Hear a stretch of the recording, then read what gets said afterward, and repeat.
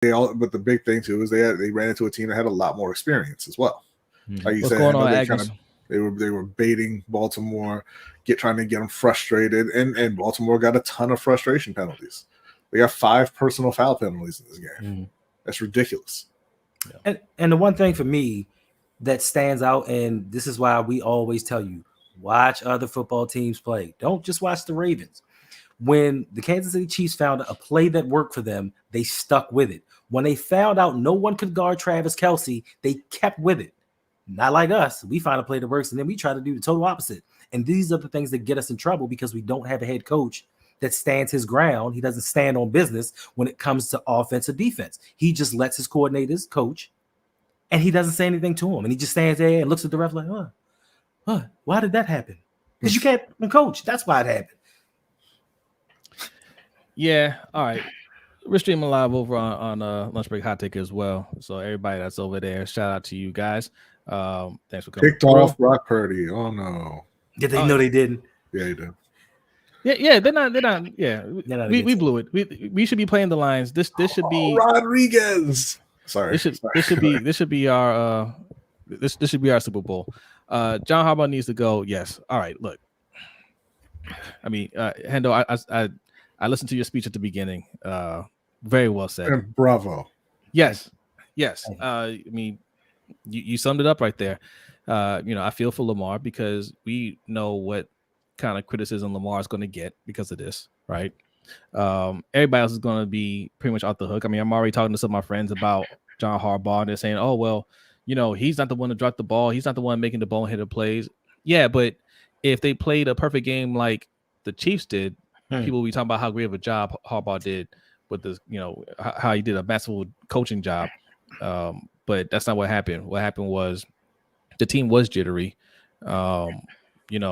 I don't really want to put the blame on Zay Flowers. He's trying to make a play there, and he's a rookie, right? But you don't see Odell until the fourth quarter. We didn't see Dalvin Cook at all, and I mean, this is a team that was built exactly the way Harbaugh and EDC wanted it to be built.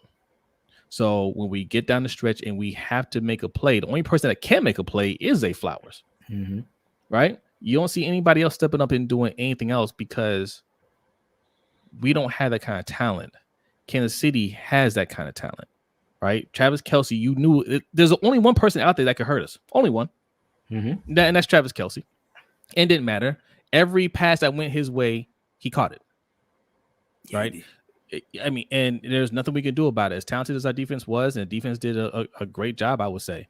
They gave up 17 points. Now they gave up some critical plays here and there, but 17 points, you're supposed to be able to respond to that.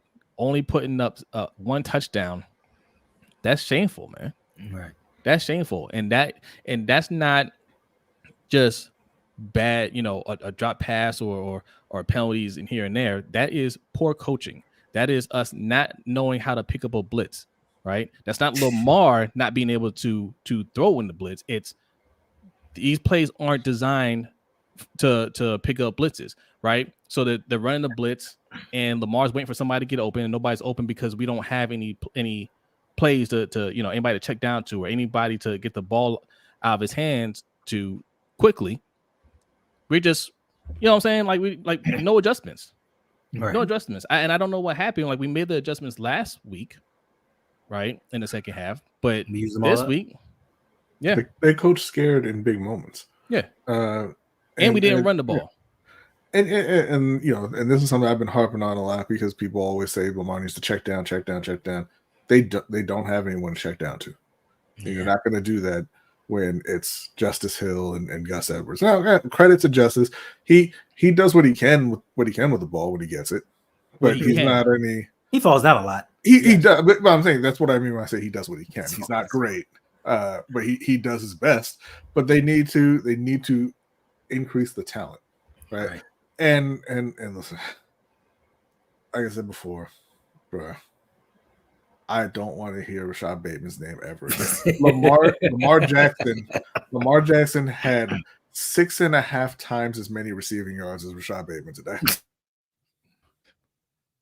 That's terrible. Hey, y'all, one session. I got a question for you. Who hired Todd Monken? Who enables him with power? Who lets him run his offense? John Harbaugh. So how can you not blame the head coach that hired a man who didn't interview him? He just got word from a family member that he was good to go. How do you not blame him? Wait, say that again? Huh? Wait, who got word from a family member? Harbaugh. John Harbaugh. His sister told him about Todd Monken. Oh, that's Todd why Monken. Well, look at Jahmyr Gibbs. Oh my God. Oh, that's what talent does?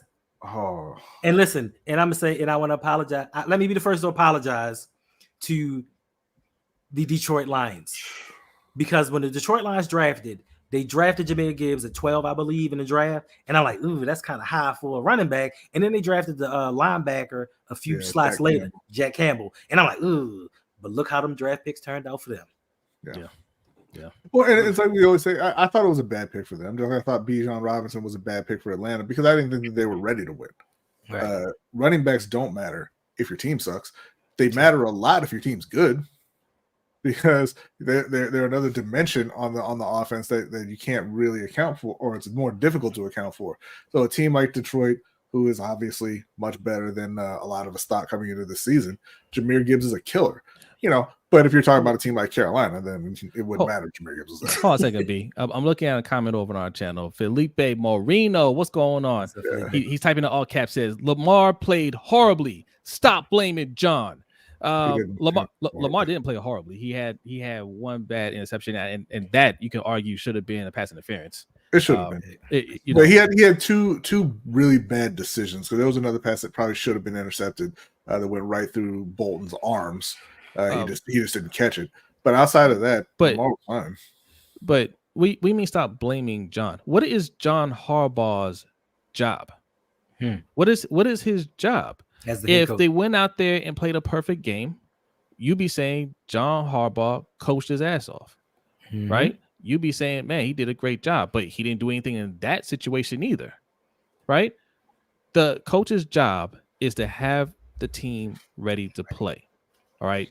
Never take out the penalties, take out the fumble at the end zone, right? We just didn't execute well. The plays that were being run were bad play calls. Yes. Who does that fall under? Right? You could say Todd Monken, but Todd Monken was hired by John Harbaugh. He is running the system that he wants to run. How many run plays do we have against a team that's not that good at stopping the run? Last week. They proved it last week. Right. Buffalo. That's not even really a run team. How many times did Gus Edwards get the ball? I know he had one 3 carries, and Justice Hill had 3 carries as well. He had one run in the first half for 15 yards, and then 6 carries from the running backs. And it wasn't like they were so far ahead of us that we had to abandon the run. Facts. Right? No, because that defense, that elite defense, played great outside of the first couple series. They were great. First quarter. They kept Baltimore in it. It was a close game all the way through, even though it probably shouldn't have been. But yeah, they abandoned their allegedly elite run game and made 0 adjustments in the pass game, even though they weren't able to protect, and the receivers weren't able to just go out and get open on their own. Yeah. And she's saying the same thing. Can't blame John. It's funny how you guys hold Lamar to this high standard, but you don't hold the coach to that same standard. All right. And even also going into the fourth quarter, let's just say with about 8.5 minutes left, we were down 10 points.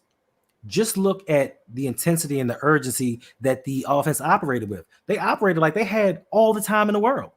Like they weren't getting up to the line of scrimmage, calling the plays and getting downfield. Wasted a lot of time for a field goal. And this is the same thing that happened with Joe Flacco back in 2008, 2014, not 2015, because we had Gary Kubiak. Then the other years, it's been the same thing with John Harbaugh. He has not changed as a head coach. They're still making the same mistakes. They're still undisciplined. Like, how can you let this team bait you into so many penalties? You're one game away from the Super Bowl. One game away. And it is on the head coach for him to have this team disciplined and locked in and ready to go. And I think that them messing with Justin Tucker before the game unnerved us. Like, it got to us. Like, where was Roquan Smith? Like, I don't know where his mind was. So, okay. He's saying you can't blame him because the fumble and the interception is all that kept them from winning. But actually, they had 5 drives of 5 plays or fewer. Yes. Yeah. What happened on those drives? What happened on those drives? Do you know they went, I can't remember, I had it written down somewhere. They went 12 and a half minutes without getting a first down. 12 and a half minutes without getting a first down. Who the hell does that in today's NFL? That is almost a full quarter. You do not pick up a first down. I mean, from the first drive, they came out there flat-footed. Mm-hmm. I mean, that's you don't stop with your Nelson Aguilar slander, man. He is a rock solid wide receiver. Look at the first drive. 5. Look at the first drive. How we just did a normal 3 and out, like it was just a routine day. And look how the Chiefs came out. They came out and went for it on 4th down because they're like, no, we need to get up now. And it wasn't a 4th and short either. And it's understanding. It's understanding your opponent. I mean, I try to tell y'all, man. Listen. Everybody right now that's in our chat saying, "Hey, don't blame John Harbaugh." Y'all the same people that are like, Chiefs are done. Y'all the same ones like, oh, Chiefs are done. Oh, you know, it's not so fun when you don't have wide receivers. Ha ha ha ha ha ha. Right? Yeah, that Chiefs is still the Chiefs. This is what they prepare for. They don't look like them Chiefs from week 1, do they? They don't look like them. They don't look like them Chiefs from early on in the season, do they? They look like completely different locked in Chiefs. They fix it. You know, Kadarius Toney ain't been active for a few weeks, right? Facts. And Sky Moore's been on the injury list. Right. But you know who else hasn't looked the same? Odell Beckham Jr. since his birthday. Right. But no, Kimberly Harmon says, I don't know who to blame. There's nobody to blame. You played. The team lost. You played a great team. Facts. This team has been to the AFC Championship game 6 years in a row. You just lost, and you lost a close game that you could have easily won, but you shot yourselves in the foot. That's fine. The reason why I'm saying Harbaugh has to go has nothing to do with this game. We've been saying that for about 2 years. Facts. That he has to go. And it's always next year. I'm gonna reiterate it, right? We got about 50 people on our chat. You got about, how many you got over here, Hendo? 70, 80? Y'all, okay. 80. All right. That's about 120 people. Make sure y'all hitting the like button and subscribing both channels. Okay. If you're watching the Road Pod, subscribe. If you're watching on our channel, subscribe. Go over to the Road Pod channel and subscribe. All right. But we've been saying this. We said it earlier. All right. No head coach and QB combination has ever won a Super Bowl if they haven't gotten it done within their first 5 years. This is the 6th year with Harbaugh and Lamar. And this was their best opportunity to do it. And that window has closed. Wait a minute. We want a playoff game and we're taking baby steps. We're about to go into year 7 of Lamar's career. What is the next step next season? Right. Losing the AFC title game by scoring a lot of points? Bring up Felipe's comment that Allen with this Ravens roster would beat Mahomes. Based on what, bro? Like, he's had better weapons than Lamar. And he has better weapons than Lamar right now. He has a better roster. He's had a top defense going up against Pat Mahomes. He put them out there with 14 seconds. He said, defend Kansas City for 14 seconds, and they couldn't do it. He's got Stephon Diggs, who's better than every wide receiver that Baltimore's ever had. Ever had. Okay? You know, y'all love Gus Edwards. They've got James Cook. James Cook went for 1,500 yards this year. Facts. Y'all love Mark Andrews. And listen, Mark Andrews is better than the tight ends over in Buffalo, but they've got 2 good tight ends in Buffalo in Knox and Kincaid. Right. Like, no, Josh Allen on this team would not beat anybody. You would not. Not with these weapons. All right. Shout out to Jared Green. Appreciate you for the $3.33 donation. He says, get John and Todd out of here. I agree. Appreciate you, bro.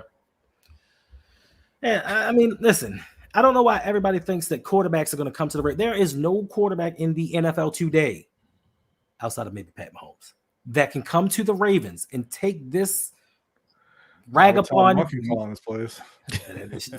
But you're right. Do you notice? Did you notice? So they scored 17 points in the first half, right? Mm-hmm.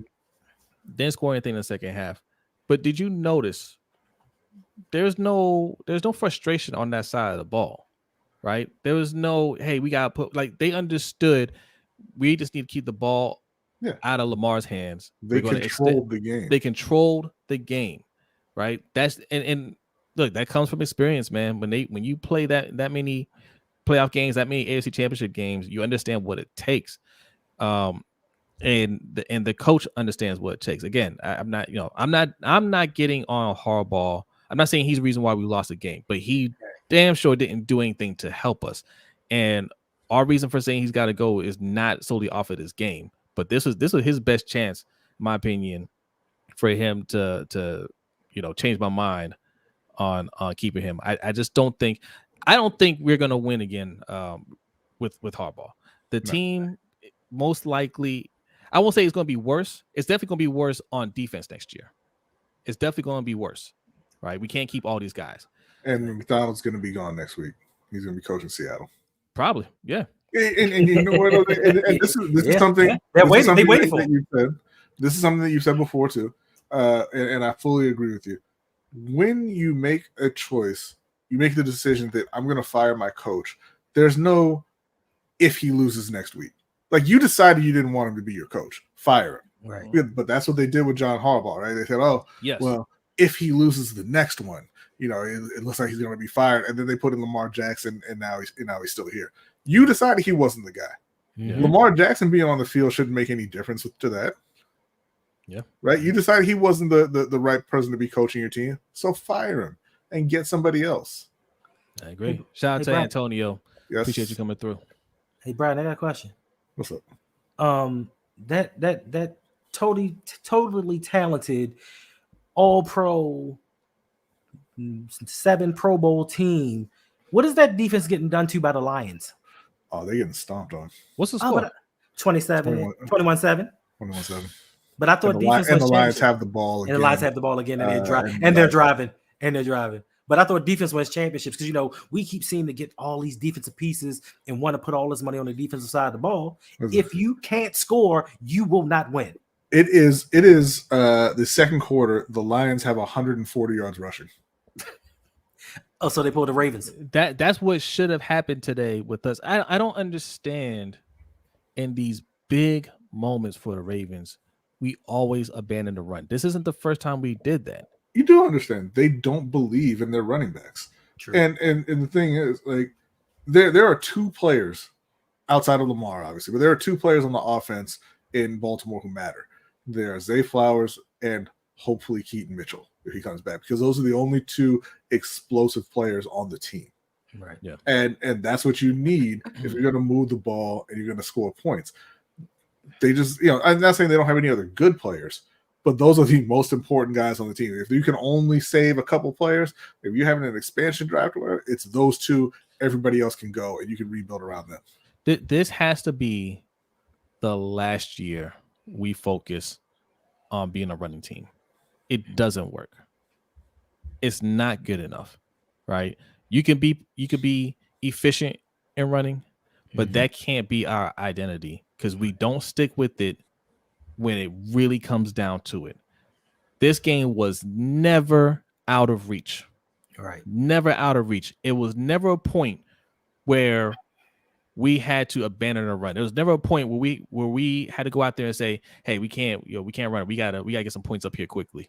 Right? Mm-hmm. Like, they could have taken the time, established a run, and we had had more opportunities to put up points. Mm-hmm. Facts. And speaking of identities, shout out to Money Making Mitch for the $3.33 donation. He said, "It's not about losing, it's about how you lose. If we lost playing our game, I'm okay with that. But this is the second time we've lost because we went away from our identity." And I agree with you 100%. Like, listen, sometimes it's just not your day. Sometimes you run into teams schematically that you don't match up well against. But if you play to your potential and you lose a game, I'm cool with it. But if you go into games, we've reached so many NFL records this season. We have 11 wins over teams with a winning record. Lamar's won his last 4 games by an average of 26.2 points per game. Like, we're blowing teams out, and we get in this game and get totally away from what our identity is. John Harbaugh, you said it yourself. You want to be a run-dominant team. You want to be one of the best run teams in the NFL, in NFL history. But we get into the playoffs, and it never comes to fruition. Make that make sense to me. Yeah, because they don't build the team like they are a run dominant team, or that's what they want to be. I don't think that is their identity. I think that he says that because that's what the fans in this area want to hear. That's what they were when they won their first Super Bowl. You know, it was the run, and it was that great defense. So yeah, he pays lip service to that, but they don't have the O-line to be a great run team. They don't have the running backs to be a great run team, and they don't call plays like they want to be a great run team. So, you know, there's no shame. There's no shame in losing to Pat Mahomes. None. Right. He's a phenomenal quarterback.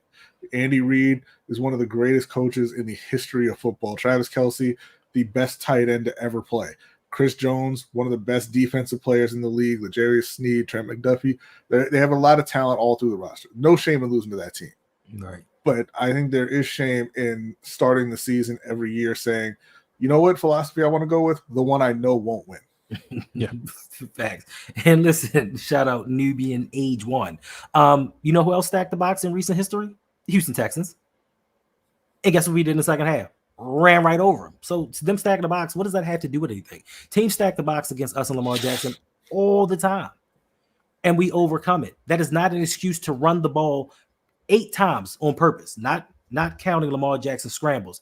We went with a game plan of 8 runs. We did that in 2019. It did not work. It did not work.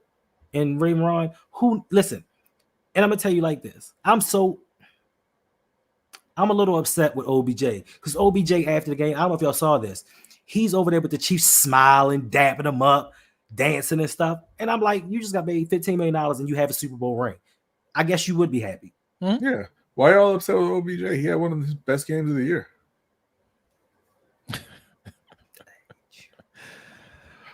I mean, look. My man caught 3 passes today. This is what people are saying. Lamar. This is Lamar Jackson playing terrible. 20 for 37, 272 yards, 1 touchdown, 1 interception, 8 carries, 54 yards. All right. He had a fumble as well. I mean, whatever. They ain't blocked for him. But great game, no.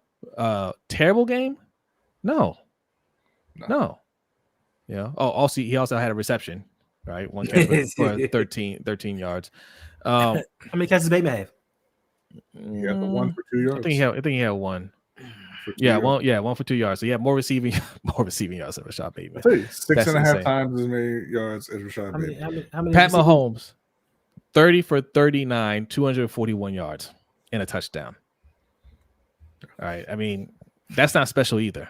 No, well, special was Travis Kelce, 11 for 11, 116 yards and a touchdown. That's special. That's really special. But you know what upset me the most? And hashtag defund the defense. All week long, we talked about Patrick Mahomes going up against our number 1 scoring defense, number 1 in the league in sacks, number 1 in the league in turnovers. We talked about this all week long. They allowed the Kansas City Chiefs to go on a 9-minute drive. 9 minutes and score a touchdown. Yeah. That's amazing to me. At least they made some adjustments. They kept us in the game in the second half. They really did. Even when we had that turn, we had that was it a fumble? The fumble. And we got the ball back because they went for on 4th and we stopped them that time. Right. Even we threw an interception, like they kept us in the game. But this offense, Antonio said it earlier, man, not being able to put up 14 points, that's shameful. Yeah. That's shameful. I mean, he got 2 sacks, I do believe. Yeah, it's 2 sacks. This brand is not working. Okay. Mm-hmm. Getting to the AFC Championship game is not good enough. Especially a year like this year. This was the year to win it. I mean, looks like we would have been playing the Lions. I'm gonna be sick. I'm gonna be sick. We would have dog walked the Lions. Would have. Now Pat Mahomes is gonna get another dog walked either one of them. I mean, that is facts. Yeah, Brock Purdy. Well, yes. Yeah. But all right, look, man, we go into the offseason now, and there's a lot of moves that we need to make. I mean, as much as I want Harbaugh gone, Harbaugh's not going to go. But you sure? They're not going to fire him unless he retires. I don't think they'll fire him. They're going to mutually part ways. Plenty of good coaches left. I think had we lost in the last round, yes, he'd be gone. losing this round, and it was it was a 1-score game. I don't think they're gonna be calling for him to be fired. That's just my opinion. Detroit just converted 3rd and 18. No, don't grab Derrick Henry. If you want to grab Derrick Henry, you should have done that at the trade deadline. Yeah, why grab the aging running back in the offseason after you lose? Right. Why do we always want to go for like the bare minimum? Saquon, Saquon will be out there, right? Because he costs too much, man. We don't have the money to spend on these guys. We could trade for Josh Jacobs. Y'all wanted that 2nd round pick so bad. Go get a running back. Don't go sign Derrick Henry now. We can't draft, so I mean, JK could play. He just couldn't, play. Well, we need him to play. Felipe said Joe Burrow will beat the Chiefs. Well, how come he didn't do it? Right. Where is Joe Burrow? Wait. No. He did the one time. He did the one time, but did he do it this year? Did he beat this? Did he beat this year's Chiefs? Did he beat last year's Chiefs? He didn't. Okay, then. But I have a question. For you two. Is it just me, or did Jake Browning have better stats than Joe Burrow did this year? I mean, is it just since we want to bring up Joe Burrow and what he's doing? Jake Browning played better than Joe Burrow did this season. But also when Joe Burrow beat the Chiefs, he had Jamar Chase and T. Higgins, and his number 3 receiver was a 1,000-yard receiver named Tyler Boyd. Yeah, Felipe and he had Joe Mixon. And he had Joe Mixon. He talking about 2 years ago. What did he do this year? Who's the comparison for Jamar Chase in Ravens history? Felipe? Go ahead, you just lay that on. You let me know. Who's the comparison for T. Higgins? Right. Toy Smith. Oh, he was hurt. Oh, okay. What happened last year? Oh, really? What happened last year? How come he didn't beat him last year? Yeah, what happened last year? Because he played him in the AFC Championship game last year, and he lost. Yeah, that's weird. Spooky J said Michael Jackson. Yeah, but no. Come on, We don't have those comparisons. We don't put these types of talents around Lamar Jackson. We expect Lamar to go out there and win games by himself, and then when he loses, it's Lamar didn't get it done. His number 1 was a rookie, a 5'8" rookie, playing in the 2nd playoff game. And listen, outside of that fumble, because he was trying to make a play, Zay Flowers played well. But unlike the Chiefs, we don't have an offense designed to get Zay Flowers the ball in open spaces. We just don't do it. Like, we get lucky sometimes on busted coverage, but outside of that, we just don't have the design, the scheme, the personnel, or the minds to get certain things done. And this is why we keep telling y'all, it's an offensive league. Stop trying to get defense for this team, because I'm guaranteeing you, most of y'all will come back here during the offseason. That cornerback's looking mighty right. That defensive end, sure looks good. We can't get Saquon Barkley. We're not going to go after Justin Jefferson. We're not going to go after T. Higgins, but we'll pay a second off-ball linebacker another $100 million in Patrick Queen. Real talk says Burrow would definitely win with this defensive offense. You've never seen Burrow play with anything that looks remotely like the talent on this offense.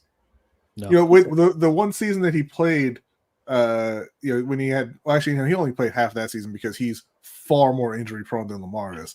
4 seasons, went out 2 seasons. And injuries. But listen, he's got 2 number 1 receivers in Jamar Chase and T. Higgins. Lamar's never had close to that. Never. Or Tyler Boyd. Yeah. Or Tyler Boyd. Facts. Man, closest thing he's had is Hollywood. Or Joe Mixon. This is true. Oh, he's been stacked with talent since he's come to the league. Yeah, he has. But yet and still, and he has an offensive minded head coach who's not a special teamer, who can help design plays and get him into the flow. Like, isn't he from the McVay coaching tree?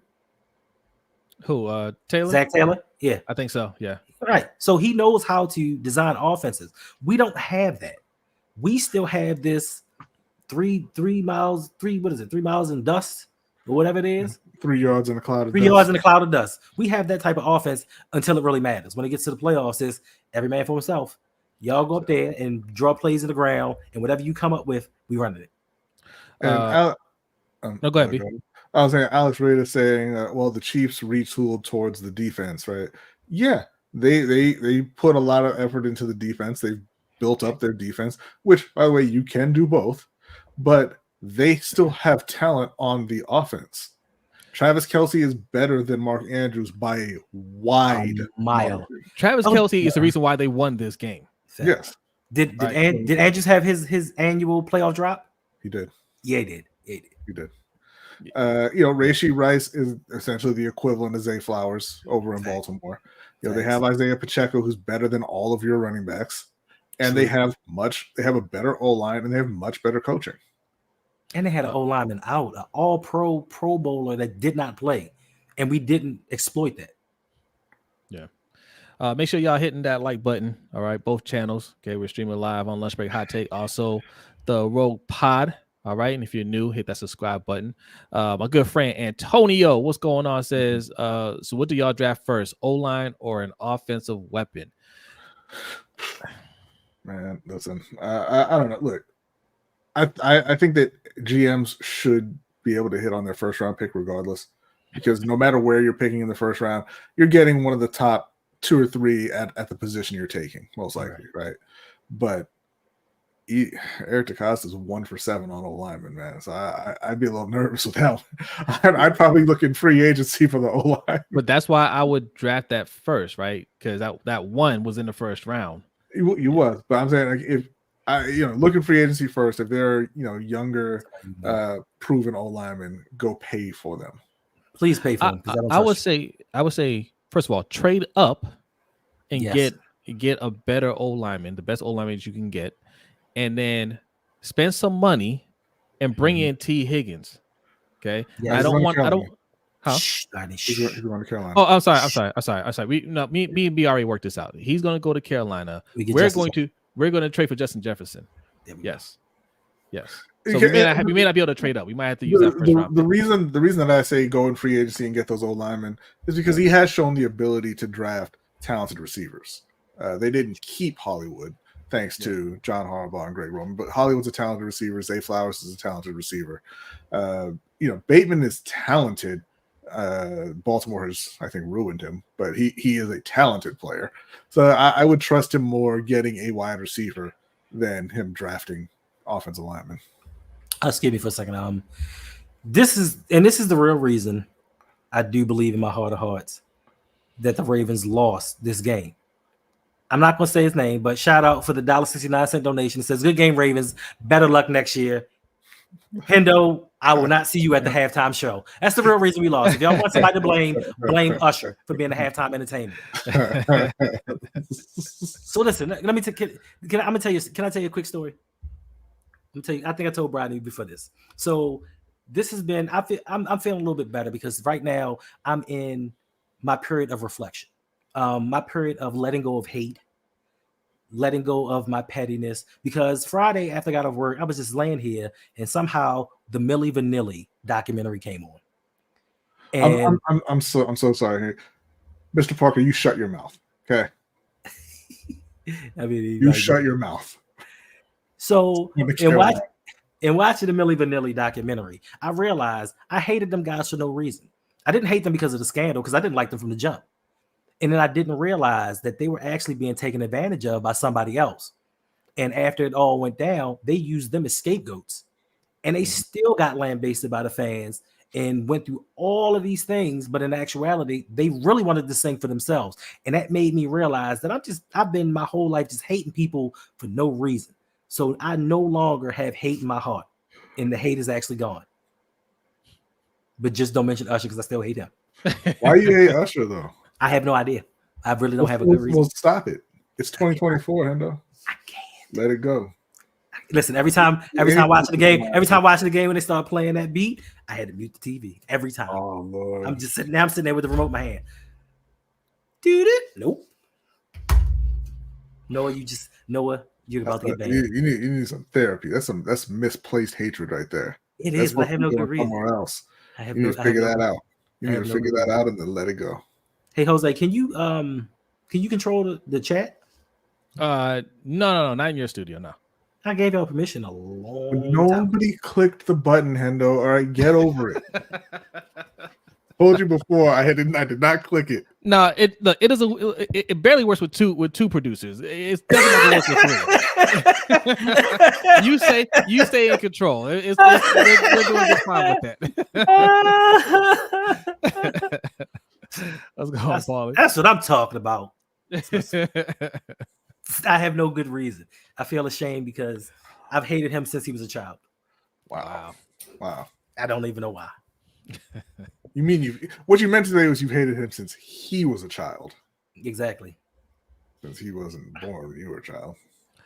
So yes, if you're just joining and you fell asleep and watched the game, might as well just go back to bed. All right. Ravens lost 17-10. All right. Blaming Harb's only thing he should take fault is having an undisciplined team. Well, whose job is it to make the team disciplined? What? So okay, moderate toy soldier Ken of chaos. Okay, I like that. What do you think a head coach's job is? Because I mean, the only thing he should take fault of is having an undisciplined team. That's the job. Right. That's the job. Your job is to make sure your team plays discipline, especially in a big game like this. You know, hangs out with Emperor in his spare time. It's terrible. But I mean, like, he needs to have them prepared for these moments. He needs to make sure that they're playing their best football, like the Chiefs were playing their best football.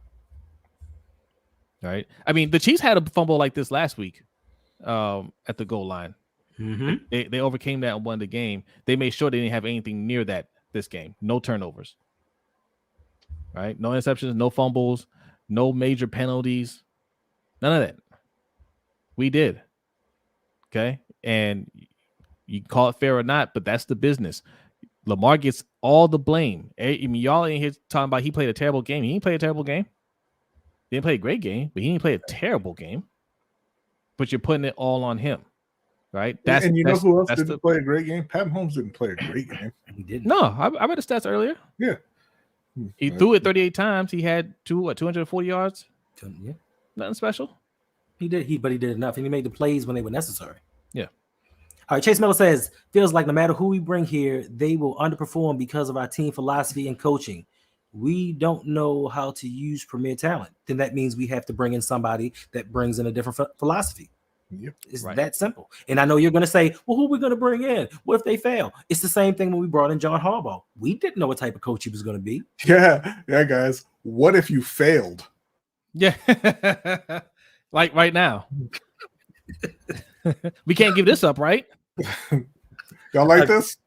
This feels good to y'all? Again? Right. I don't like the feel. I mean, I feel better than I was spoken about it, but it's a philosophy that they don't believe in. Me and B have been saying this for a minute. Y'all just think we're haters, right?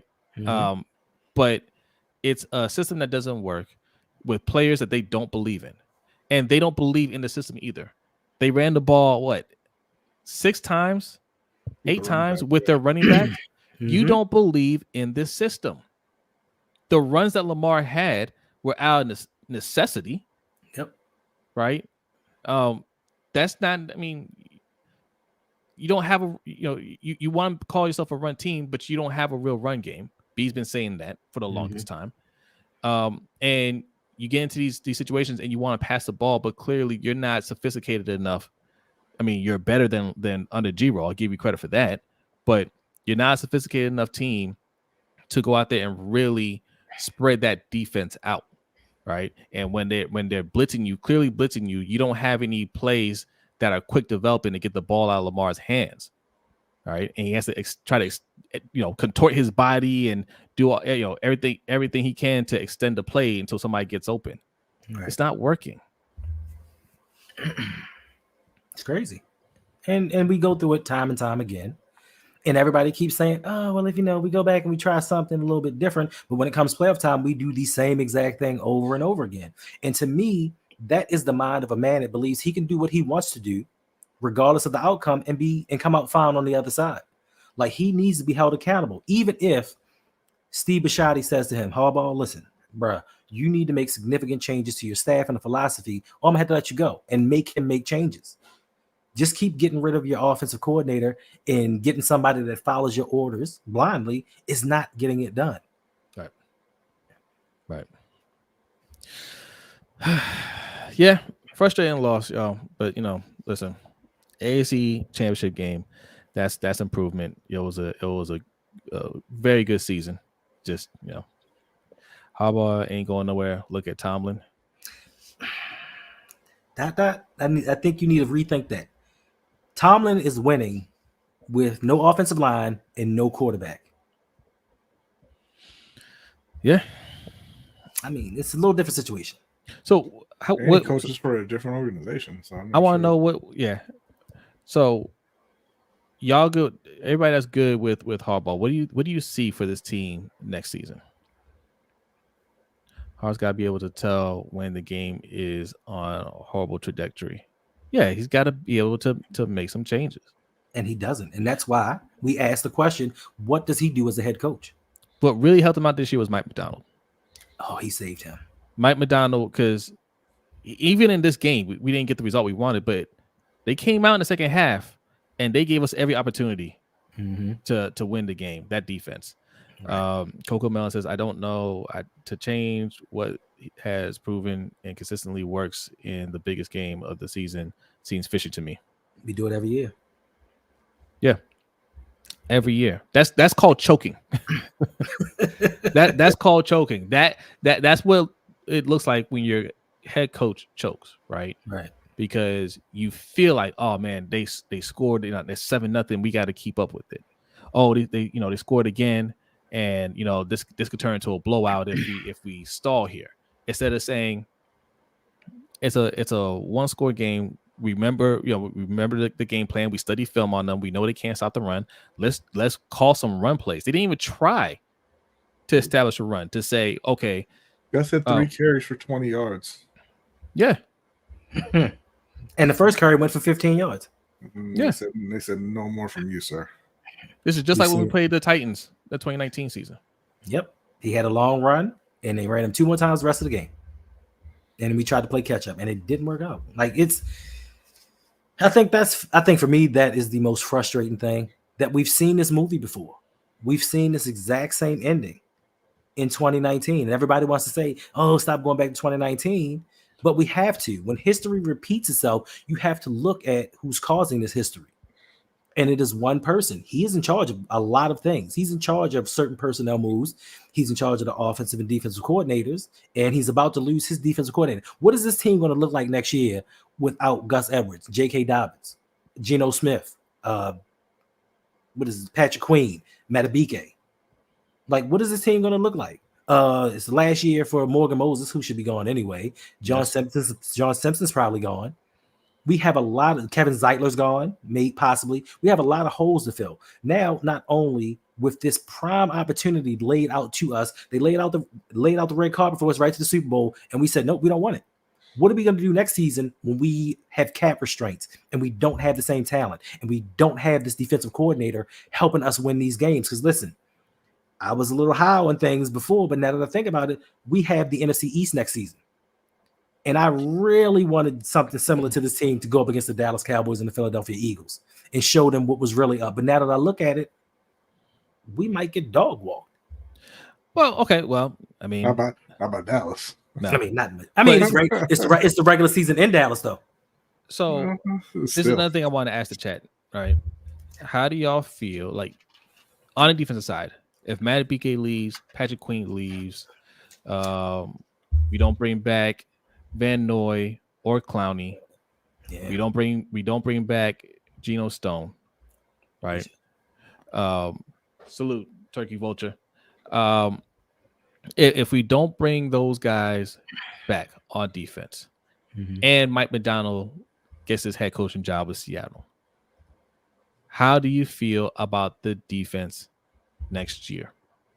Because your answer should be just fine. If EDC was doing his job.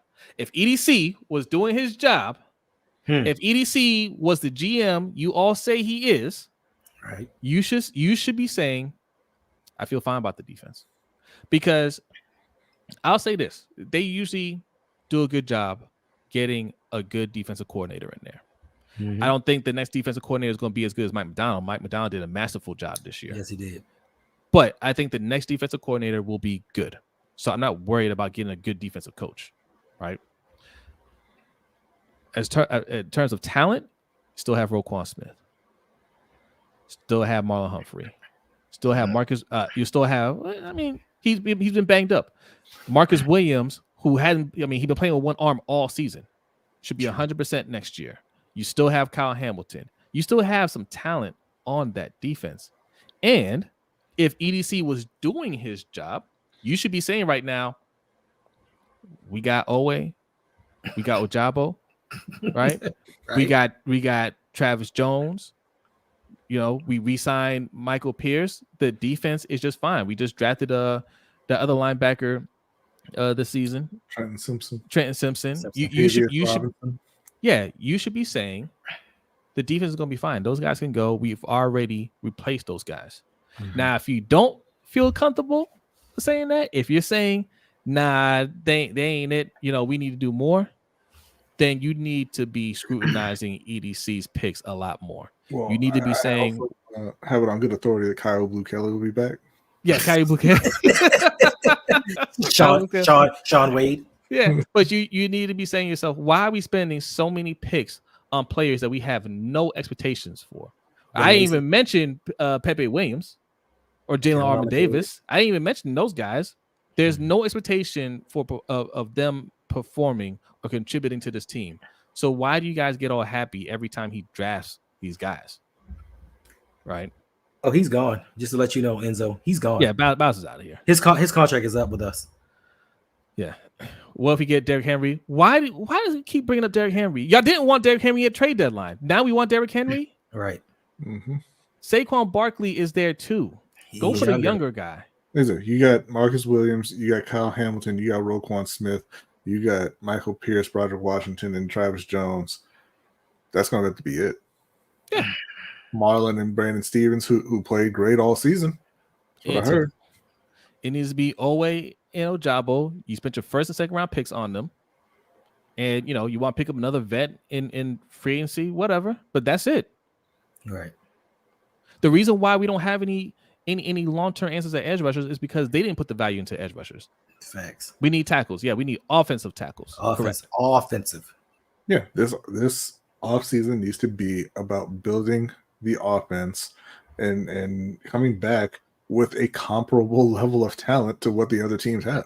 Yeah. You saw an elite defense with an okay offense. Didn't work. Yeah. Do y'all think we lose this game if we had a T. Higgins out there, or if we had Stephon Diggs out there, right? Or Justin Jefferson? If we just had another like special player, like another person out there that we be like, hey, what's going on, Yolanda? Hey, Yolanda. Hello. Hi, everyone. But if we had that special, if we had that player like they had Travis Kelce, do you think we lose this game? No, absolutely not. No. There you go. Yolanda. Yes. How you feeling? I'm feeling blue. Feeling very sad, disappointed, hurt for Lamar, hurt for, our team. I don't know that I can say anything more or add anything more than what has already been expressed. I'm sure I'll go through the angry phase. I'm not there right now. I'm more on the subdued and very, very disappointed phase. How do you feel about your head coach? I'm not going to place 100% blame on the head coach because I feel as though when you play or you are involved in a team sport, there is enough blame to go around. And I think there is, equal shares of responsibility that should be distributed.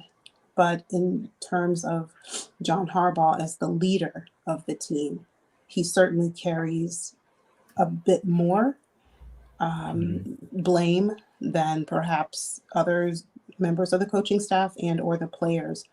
But it was just a total epic collapse or epic fail from the part of the coaches, in my opinion, but also the players alike. Okay. Yeah. And I saw in the chat somebody saying Zay Flowers cost you the game. No, he didn't. Without Zay Flowers, you don't even have the first 7 points. So, at all. Because who else was catching the ball?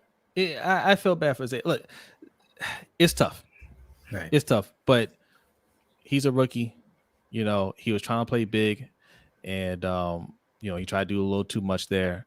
I'm not going to fault him for that because, like B said, he's the one that's keeping you in the game to begin with. But again, man, why do we keep relying on these young players to come up big in these moments? Yep. The team we're playing wasn't relying on any rookie to get them down the field. They relied on their old faithful, Travis Kelce, and he delivered. Yep. Yeah. Right? Like we rushed to get Mark Andrews back out there for one catch. Hey. And one drop. And one drop. Two catches. Oh, 2 catches and one drop. Oh, okay. Yeah, I agree with you, Jose. I think you're spot on there. The onus here certainly lies with the coaches putting the workload of a veteran on that of a rookie. Mm-hmm. Zay Flowers should be there as a great accent piece, if you please, there to make a couple of catches just to get some experience in a postseason, but certainly not one to be the difference maker, the it factor. You rely on seasoned veterans who have experience. You rely on a T. Higgins. Yes, I'm speaking it into existence. That's right. That's right. You rely on a DK Metcalf. You rely use your power that in the hands of the receiver who is trusted. You rely on a Mike Evans. That's those are the individuals who you say this game hinges on you. We're supposed to be relying on Odell. That was supposed to be this was supposed to be the game where Odell goes out there and makes those plays, those drive extending plays. We didn't even put him on the field until like the fourth quarter. The problem I have with that is we don't need to rely so heavily on a person who's had 2 ACL tears and is literally coming back this season off of one he suffered a year and a half ago. You don't rely solely upon, you give shares and to OBJ commensurate to what his body can handle. Mm-hmm. Not what his resume dictates in terms of, he was this in the playoffs, he was this in the Super Bowl. That's wonderful, but you have to take account of who he is today. Okay, well, what that amounts to is you didn't have anyone to rely on. Correct. That's why I said because that's the guy that they brought in. Right. Correct. He would have been a nice complementary piece, I think. And if you want to bring in, or not want to, because at this point it's an absolute need, you have to bring in a true number one wide receiver who is healthy, right? Who is not just barely getting by. That's not going to cut it. Mm-hmm. And I saw MDT Sports in here saying that Deshaun Jackson was right, that bringing back Mark Andrews screwed up the offense. Let me reword that for you in what you're actually saying. Our coaches have no clue what they're doing. Right. That's what that means. If getting your best receiver back ruins your offense.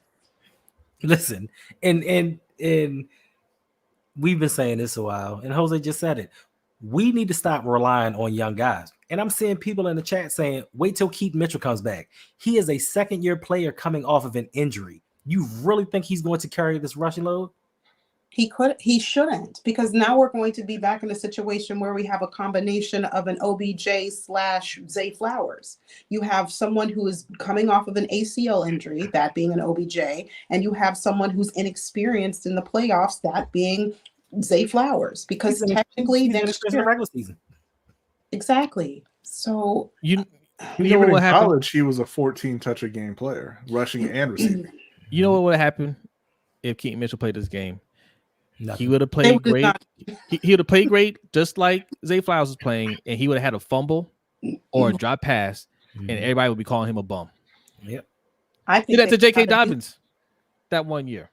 He had a drop pass against the Bills, and everybody's like, "Oh, he sucks. Oh, he dropping passes. Look at J.K. Dobbins dropping passes."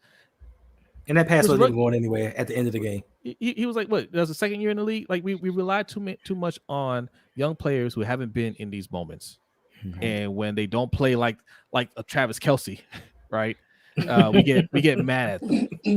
Wait a minute. I need you to explain something to me, Jose. You keep mentioning this Travis Kelce person because I was told Mark Andrews was the bee's knees and he was the tight end extraordinaire because of his one All-Pro season in a season in which we didn't make the playoffs. Yeah, we lie to ourselves, and we're not the only fan base that does it. It's not exclusive to us.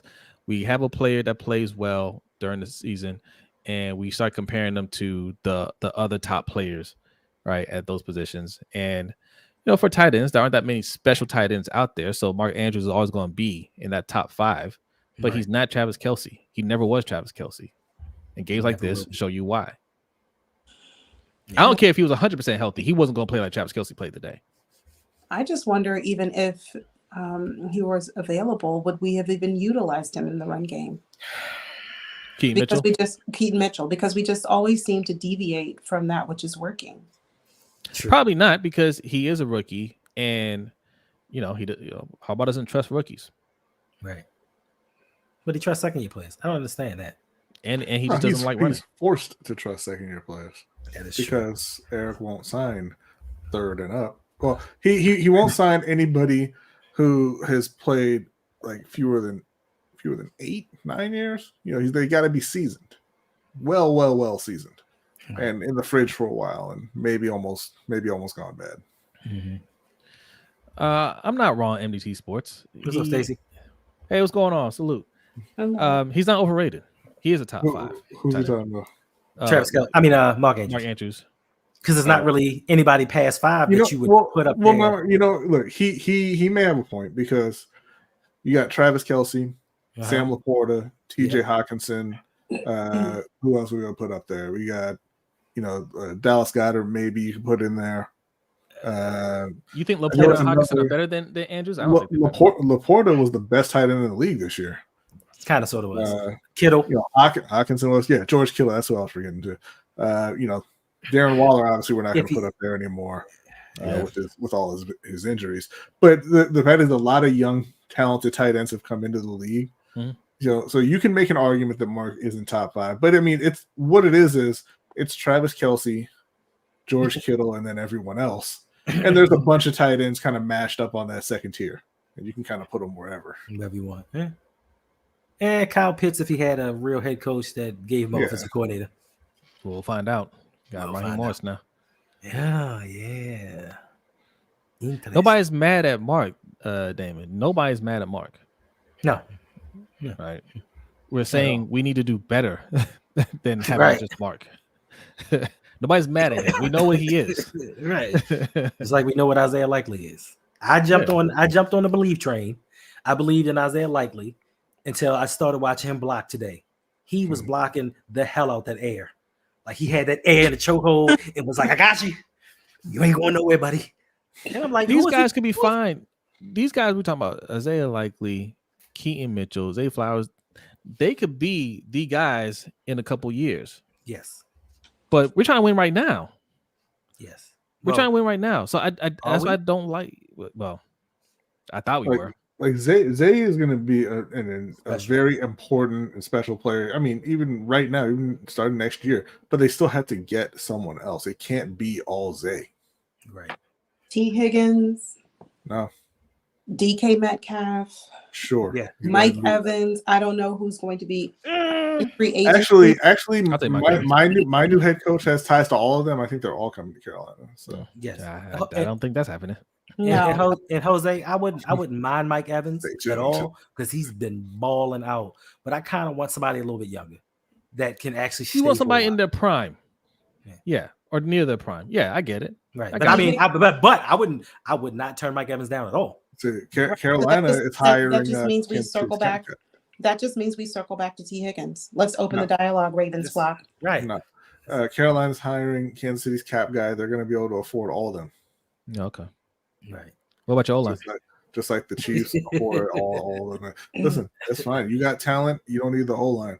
If you don't have the talent, then you need the O-line. All right. Where's your talent? Right now, Cincinnati, Tampa Bay, Seattle. Possibly college as well. We'll see. D did the job. The offense is the blame, bad play calling, and didn't run the ball. Yeah, that last part, bad play calling, didn't run the ball. Exactly. Okay. It's not as black and white as that, because the defense didn't do their job on that last third down, did they? No. The defense didn't play perfect, but I mean, at the end of the day, man, like 17 points, right? Yeah, 17 for most of that second half. Like, yes, if Kansas City needed to score, they needed to put up that field goal. It'd have been 20 points. But for most of that second half, they put that offense in position to come back, right? So, they weren't perfect, but they did the job for the most part. And I can't even argue with that.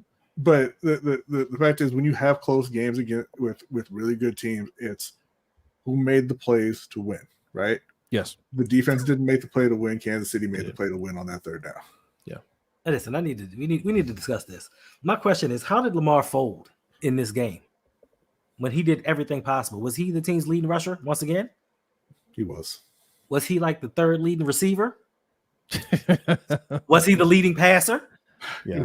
What more do you want him to do? He had a bad. So here's the thing. This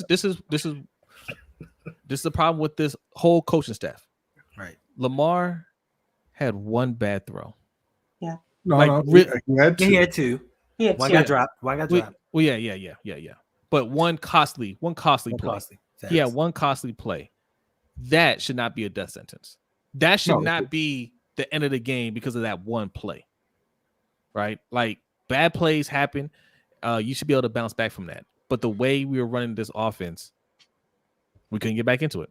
But and I have a question for Crystal as well. Was last week not a big game? Because he had 250 yards and 4 touchdowns last week. I agree in part, and I disagree in part with you, Jose. I do think that Lamar certainly is not, expected to be, flawless. Like, mistakes are going to happen. Mm-hmm. But I look at the moments in when the mistakes happen. I look at the circumstances surrounding the mistakes. And here we are at a very, very crucial moment and a very critical time in the game where it was very slim though, we still had a small margin of chance to come back. We did. It would have been a wing and a prayer, but we still had a chance. And certainly in the playoffs, it is known that the team that makes the least amount of mistakes is most likely going to win. It's not always the case. Not always. Yeah, and I agree with you, Yolanda, right? Like, not absolving Lamar's mistakes, but this is going to be the headline though, right? Lamar cost us the game. Right. We're not going to talk about Zay Flowers fumbling the ball at the goal line. Right. Because Lamar should have 2 touchdowns here, right? He should have 2 touchdowns. A nice pass? Yes. Mm-hmm. This should be 2 touchdowns. Right? Felipe, again, was last week a big game, Felipe? I mean, you doing all this all caps typing about Lamar and how he folds and how he can't win. What was last week? Like they're saying, did Lamar fumble the ball at the goal line? We got real that. We have a rule. You're not supposed to be typing in all caps. Okay, not supposed to be typing in all caps. All right, don't make us sick Nightbot on you. All right, get him. Refrain from the caps. Where's our stream bots? I saw somebody saying don't hold the ball. Did you see receivers open running downfield that he was ignoring? Right, because they showed it. They showed the play where everybody was covered. Everybody. Because we're Ravens fans, and this always goes back to why we say deep on the defense, because Ravens fans in particular love to put everything on Lamar. Mm-hmm. If you're gonna put everything on Lamar, stop fucking drafting defensive players in the first round. Stop giving out $100 million contracts to defensive players and get some fucking talent on the offense. Get somebody for him to throw the ball to. Get somebody to block for him. Get somebody who can run, and then blame Lamar. But y'all like to sit back and be like, "Oh, give me another edge rusher. Oh, let's go get this corner. Yeah, no, we can win with that undrafted rookie running back. Who cares?" And then you're like, why didn't Lamar win? Click on the one right before that, Crystal. She said, "Well, he should have ran." I hope you're not talking about Lamar. I know you're not talking about the one where he threw a perfect pass to the receiver and he fumbled it in the end zone. I know you're not saying he should have known that Zay Flowers was going to fumble that ball and he should have just ran for the touchdown. Please tell me that's not what you're saying. Please tell me that's not what you're saying. All right. Like I know we're upset about the loss. I know we're upset about the outcome. You're playing the best team in the NFL. You're playing a dynasty. And this is what dynasties look like, man. You hate it, right? Like the Chiefs understand that they don't need to look the best in the regular season. They understood this a while ago. They just know when it gets to the playoffs what it takes to win.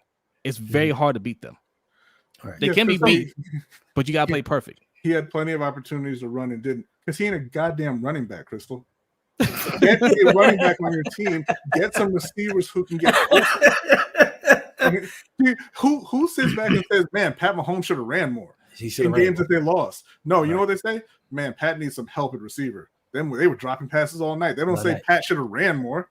Lamar's an amazing player. I know he wows people with with his runs and all that, but that should not be a staple. That should not be a requirement for him, right? Like the rest of the team needs to do their job. If he puts the ball in your hands, you need to catch it. Or even if he doesn't put it in your hands, if he puts it in the area, you need to make a play like Travis Kelce made. That right? Catch was amazing. Yeah. Like we don't have the. This is what Bean's been telling you guys. Pat Mahomes isn't perfect. Pat Mahomes doesn't always put the ball where it needs to be. He has players that can make plays and catch those passes. We don't have that. Right. That's what we're trying to get here. That's what we keep saying. You need to get that. Forego the defense. Right. So now that you guys know, now that we're all here gathered around, right? Now that you know that what talent looks like what special talent looks like. We don't need to go into this offseason saying, look at that edge rusher. We should draft that edge rusher. The cornerback looking real good. We should draft that. Well, we need a cornerback. Mal Humphrey, he's fallen off a little bit. Can't trust those other 8 corners that we drafted. We need to get another cornerback. We're not going to say that this offseason, right? We're going to say, hey, the offense is what failed us. We need to build an offense. Let's look at O-line. Let's look at another talented wide receiver or tight end. Right. What's Jay saying here? Brodny must have done something to somebody. I didn't do anything to anybody. Oh, listen, and I'm listening, and we have Lamar Jackson. We're going to make the playoffs. Yes.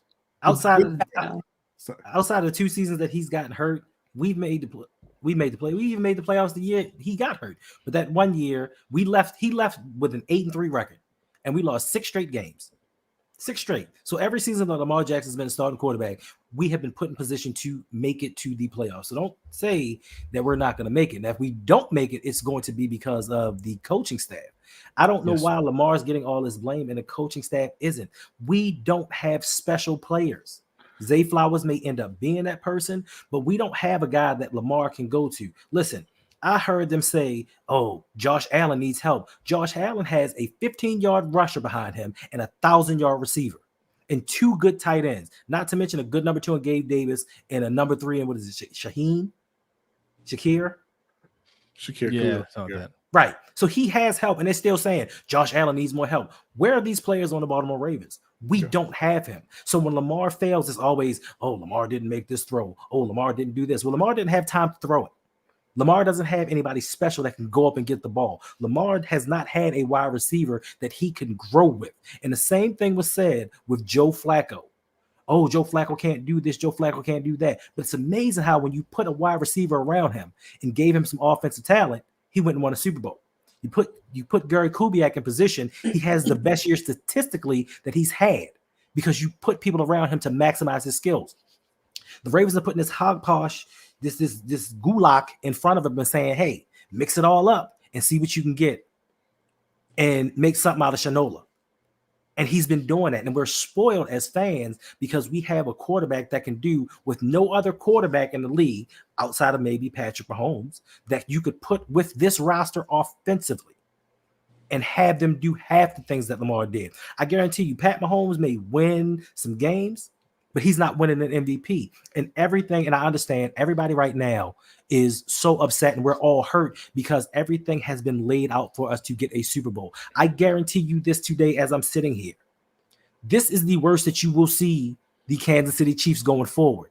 Brett Veach will go out there and make sure Pat Mahomes has a number 1 wide receiver next year. No, I guarantee.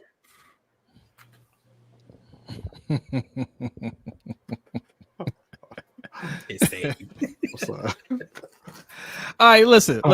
We have over 100 people in both chats. Okay, we're streaming live on the Road Pod channel. Okay, if you're on the Road Pod channel, hit that like button. If you're new, subscribe. We're also live streaming on the Lunch Break Hot Take channel. All right, same thing. Hit that like button. I don't see enough likes over there. You need to get the likes up. Also, if you're new, hit the subscribe button. Subscribe to both channels, the Road Pod and Lunch Break Hot Take. Road Pod, like it says on Hendo's shirt, ROUG. What is it, B? I swear to God, I just saw Brock Purdy complete a pass inside the 5-yard line to Brandon Ayuk, except he overthrew it and it bounced off a Lions player and Brandon Ayuk caught it anyway. Face mask. In his face mask. Well, you know, like but the crazy part was that, I'm sorry, a couple minutes ago, the Lions had outgained this defensive team 440-something yards to like 180. But this defensive juggernaut. But you know, like we talked about off air, Hendo. Ravens fans need to be taught the same lesson multiple times before they learn. So this is year 6. Hopefully, it sinks in this time. Now, Crystal, that your defense will not save you. Now, Crystal's on the right track now. So at least fire John. Yes. Now you're cooking. Yes. John needs to go. You can call it whatever you want. Right, mutual parting of ways. You can make it sound real respectful, but he needs to leave. His key card should not be working next year. Facts. No, his key card's still where he can come by and visit. I mean, he ain't getting no coaching job. So that's right, Danity. Shaking my head. Playmakers making plays. I can't relate. Neither can I. Yes. And again, if you're new, because I know there's gonna be new people watching. This is not an overreaction to this game. All of us here have been pretty consistent in saying that John Harbaugh's time has come and gone. All right. Not saying he's a bad coach. I'm saying he's not going to work for this team moving forward. I think we are going to be contenders again next year. I think we will be at the very least in the division around the playoffs next year, possibly back in the AFC Championship game, but we're not going to go further than that. Not with Harbaugh. Touchdown, Brandon Ayuk. You got so many weapons. I'm so jealous. Speaking of, I mean, look, that's another team we should be hitting up saying, what you want for Debo? Right. Brandon Ayuk is second best receiver, by the way. Yeah. Right. What do you want for Debo? Because I know y'all going to play Brock Purdy at some point, and you're not going to keep everybody. Third, if you count George Kittle. Yeah. Wait a minute. Yeah. Who we counting? I think he's their third best pass catcher if you count. Actually, maybe arguably fourth if you count McCaffrey. Yeah. And I remember. Listen, I remember Debo. Yeah, Kittle. Nah, I go Ayuk. Then McCaffrey. But yeah, that's the other dude Jennings is pretty good too. That's 4 pass catchers better than everyone in Baltimore. Facts. Yeah. And listen, I remember back in the day when I was like, the Ravens should go after CMC, Christian McCaffrey. And Ravens fans said, what do you think this is, Madden? You can't build a team like that. What the hell did San Francisco do? Went out and built that team. And look at us. I want to go back to something B said earlier, right? When he was spitting that hot fire. Okay. And he said, stop spending $100 million on your linebackers. Nobody mentioned Roquan Smith today. Well, you mentioned them.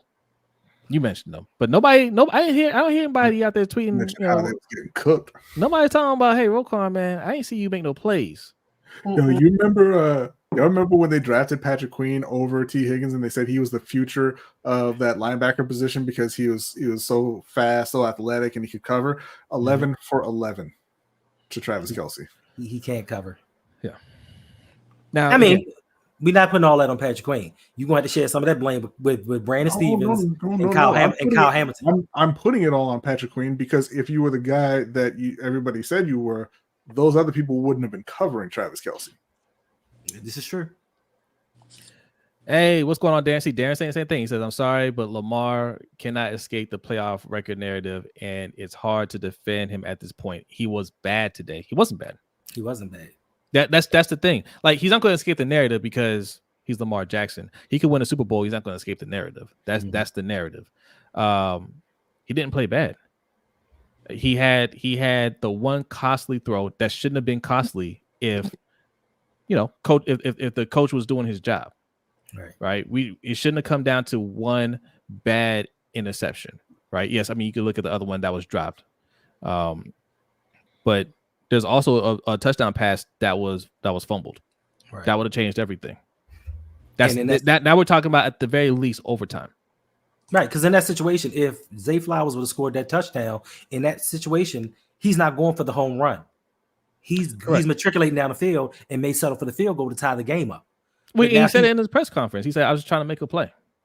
Yeah. You're right. And it was a bad play, but it was one bad play. And this is the problem. And I learned this from you guys. People want to focus on the 1 or 2 negative plays that you made, not the 15 great plays that you made throughout the game, or even the simple fact that without him, we wouldn't have been in this position. Bring up Darren's comment here. He also left yards all over the field on the ground. Who said that? Darren. Haunted S'mores. That's Darren. That's like Darren. Yeah.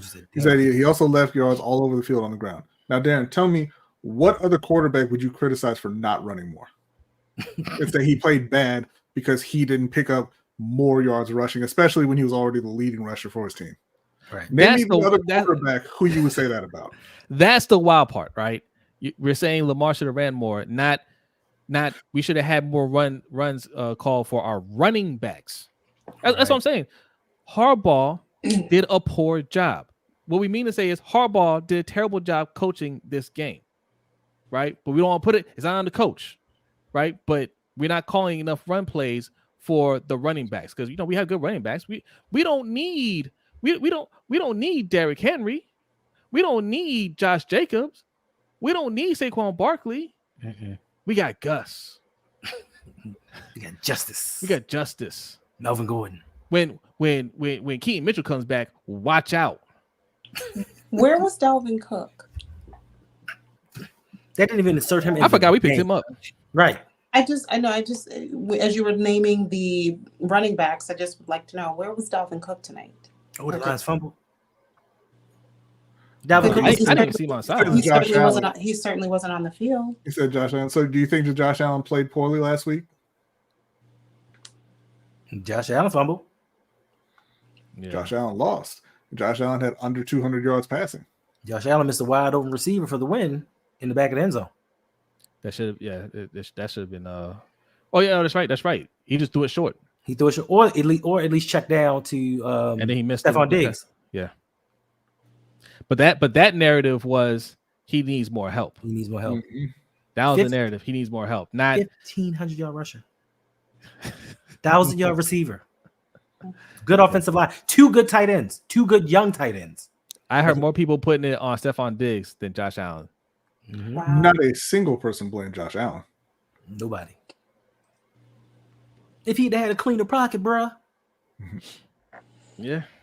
But when it's Lamar, he always gets scrutinized on a whole nother level than a lot of these other NFL quarterbacks. I don't know why. Listen, he's the last pick in the first round. He wasn't expected to do these things. And to me, and I keep harping and hating to say this, but after 2019, Lamar showed you he is an NFL quarterback, and the Ravens did nothing to get him help. What's the fuck? He said he is that single person who blamed Josh Allen. My man Dan, salute to you, man. You're not that single person, bro, because I'm right there with you. Yeah. Shout out to We Is a DN for subscribing to the channel. Appreciate that. Thank you. Appreciate you. And just to be clear, I'm not saying that Lamar played well. Right. He played okay. Right. Yeah, but he didn't play bad. Patrick Mahomes didn't play well. Exactly. He just played a slightly better game and had better weapons to help him. They were both playing top defenses. They both played okay. One had a lot more help than the other did. Correct. Mm-hmm. Yeah. Yeah. Look, guys, tough loss, man. You know, it's disappointing because you get your hopes up and you're saying to yourself, okay, maybe this is the year where Harbaugh doesn't get in the way, right? We don't shoot ourselves in the foot, and that's what we do at home. It sucks, but man, that's football, man. And at the end of the day, only one team can win it all. Right. Should have been us. It absolutely should have been us.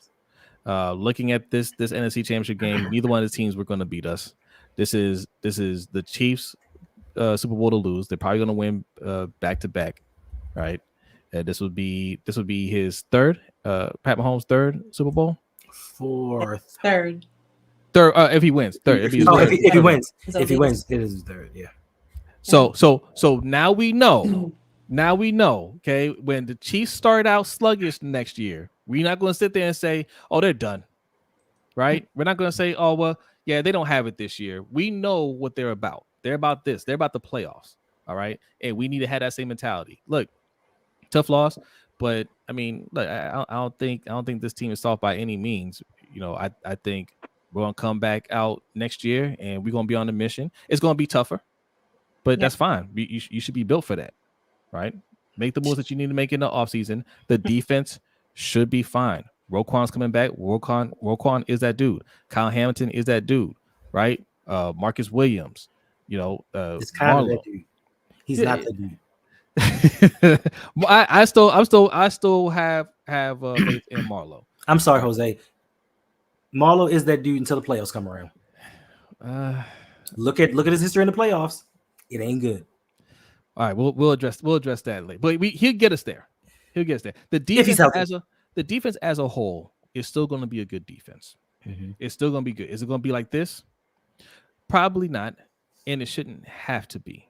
The offense should be a lot better next year. A second year Zay Flowers plus some added help in the wide receiver group and the offensive line. Yeah, you know, Marlo's a YouTuber, a podcaster, sir. Facts.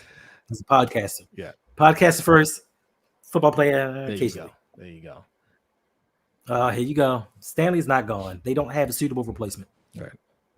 Stanley had one bad play too. That caused Lamar to fumble. Stanley had a couple plays. Stanley was blocking air too. There was one time I was saying he just sitting there doing practice drills. I'm like, what are you doing? Block somebody, anybody. Yeah. Yeah. So, I mean, you're playing a team that's used to being in Super Bowls, and you know what it takes. You got to play perfect. You know they're going to come out there and play perfect. That's how you got to play next year. And listen, experience is a lot. Like having that factor. This is their sixth straight AFC Championship game. Now, albeit it is their first on the road, but they've been to 6 of these. They know what to expect. I'm sure that the nerves are gone. Like, experience matters. We didn't have that experience. This is our first time. We were just happy kind of sort of to get out of the divisional round and kill that narrative. And I don't think that we were prepared. Now we have that experience going forward. It should benefit us. But the one thing that is going to go against us next season is we're going to have a first place schedule. Aaron Cameron's asking, would you guys take Lamar over Mahomes? Yes, I would. Yes. Yeah. Yes, unequivocally. Mahomes is great. I mean, that doesn't need to be said. I want to change my answer. Okay. I would take Mahomes if we're talking about Kansas City. If you're talking about Baltimore and this roster and this coaching staff, I got to go with Lamar. I don't think Mahomes can do these things. He can't. I'm saying in a vacuum, Lamar's a better player than Mahomes. Yeah. I'm sorry, Brodny. Oh, go ahead. Mm-mm. I was just going to say I would take Mahomes in Kansas. I'm sorry. I would take Lamar in Kansas City because he would shine. Oh, listen. Andy Reid drawing up them plays for him. Right. So when you say that you would take Mahomes in Kansas City, I would take Lamar, whether it's here in Baltimore or whether it's in Kansas City. What do we think Mahomes would do in this game in particular if the roles were reversed and he was on the team that only ran the ball 6 times? Ooh. I mean, you saw Mahomes. I love Patrick Mahomes. Love Patrick Mahomes. You saw his reaction when the referees threw a flag on his player for being offside when his player was 5 feet offsides. my man does not tolerate things not going perfectly. Right. By the way, this is why I wanted to play the Bills this round. Yeah. Because we could have forced them into some turnovers. Raven Ron, I don't pick up Rashad Bateman's $3 million option. He can go. And I wanted Bateman. An exclusive rights free agent. I'd be like, you better go find a job at the grocery store, bro. You ain't gonna be playing here. Oh, listen. Let us not forget. Always extension 5-year option is up too by May 3rd or May 23rd. It has to be picked up. Yeah, how y'all feel about Oweh? Thank you. How you feel about Oweh? Oh, another first round bust. Wait, his option has to be picked up this offseason? Yes. Yeah. Him and Bateman was you have to do it before their fourth season starts. So how you guys feel? Okay, Bateman, that's an obvious no, right? Definitely. Oweh. How we feel about Oweh? Bye. That's a little bit more complicated because I think Oweh is the type of player that could break out next year. Right? Yes. I think he is the type of player. I'm not saying he would. I'm not saying he would. I'm laughing at that strong yes. Don't pander to Yolanda. No, I'm just saying, right? Matt Bike, blew up this year. That Oweh has the tools. It wouldn't surprise me if they didn't, go out there and try to re-sign Clowney and Van Noy, and they just let him play, and he had a year like that. I don't expect him to, but it wouldn't surprise me. But he hasn't shown anything to this point. So do you roll the dice and pick up his 5th-year option? No. Yeah. I would be shocked if a player like Oweh had a great season next year after 13 sacks through 3 seasons. Yeah, this is why we didn't want to draft Oweh to begin with. He wasn't ready. Christy says he would win game and not make any turnovers. Y'all chatting and clearly don't know football. We got the football police in here. Well, Christy, thanks for watching. Yeah, we appreciate your feedback or your thoughts. Thank you for sharing them. But I disagree respectfully. I mean, what happened when he played Tampa Bay in the Super Bowl? Did he just make the throws and not turn the ball over and win the game? Yeah, I think Pat Mahomes he's not perfect. Like, what's wrong with y'all? I think clearly he wasn't perfect in this game. Clearly, she doesn't know football. I mean, I'm sorry. Correct me if I'm wrong, but didn't he lose in the AFC Championship game at home to Joseph Burrow and the Cincinnati Bengals? Yeah, he also lost to Tom Brady and the Patriots. What happened there? That's weird. Weird, not perfect, huh? Why weren't they the number 1 seed? Wait a minute. Or number 2, or number 3? No, they were 3 this year. I thought they were 4. Okay, well then why weren't they number 2? Holy shit! Oh, I'm sorry. I was pretty honest. Did y'all know that they lost 6 games this year with Pat Mahomes? That's clear. He must have sat out those games. Brodny. Oh, that's true. I think that's what it is. He said is that a fact or an opinion? Yeah. No, it's facts, and that's I don't know. Is Pro Football Reference is that an opinion site now? I don't know because clearly Pro Football Reference doesn't know. Clearly, football. fake news. Fake news. I'm doing some more investigation here, and it seems that the Chiefs have actually never gone undefeated. What? They lose multiple games every year with Patrick Mahomes. No. Wow. Unbelievable. No. See, Spooky J says this is facts right here. Spooky J says Mahomes is actually undefeated in the NFL. That's a fact. Okay. Provable fact. Right. Google it.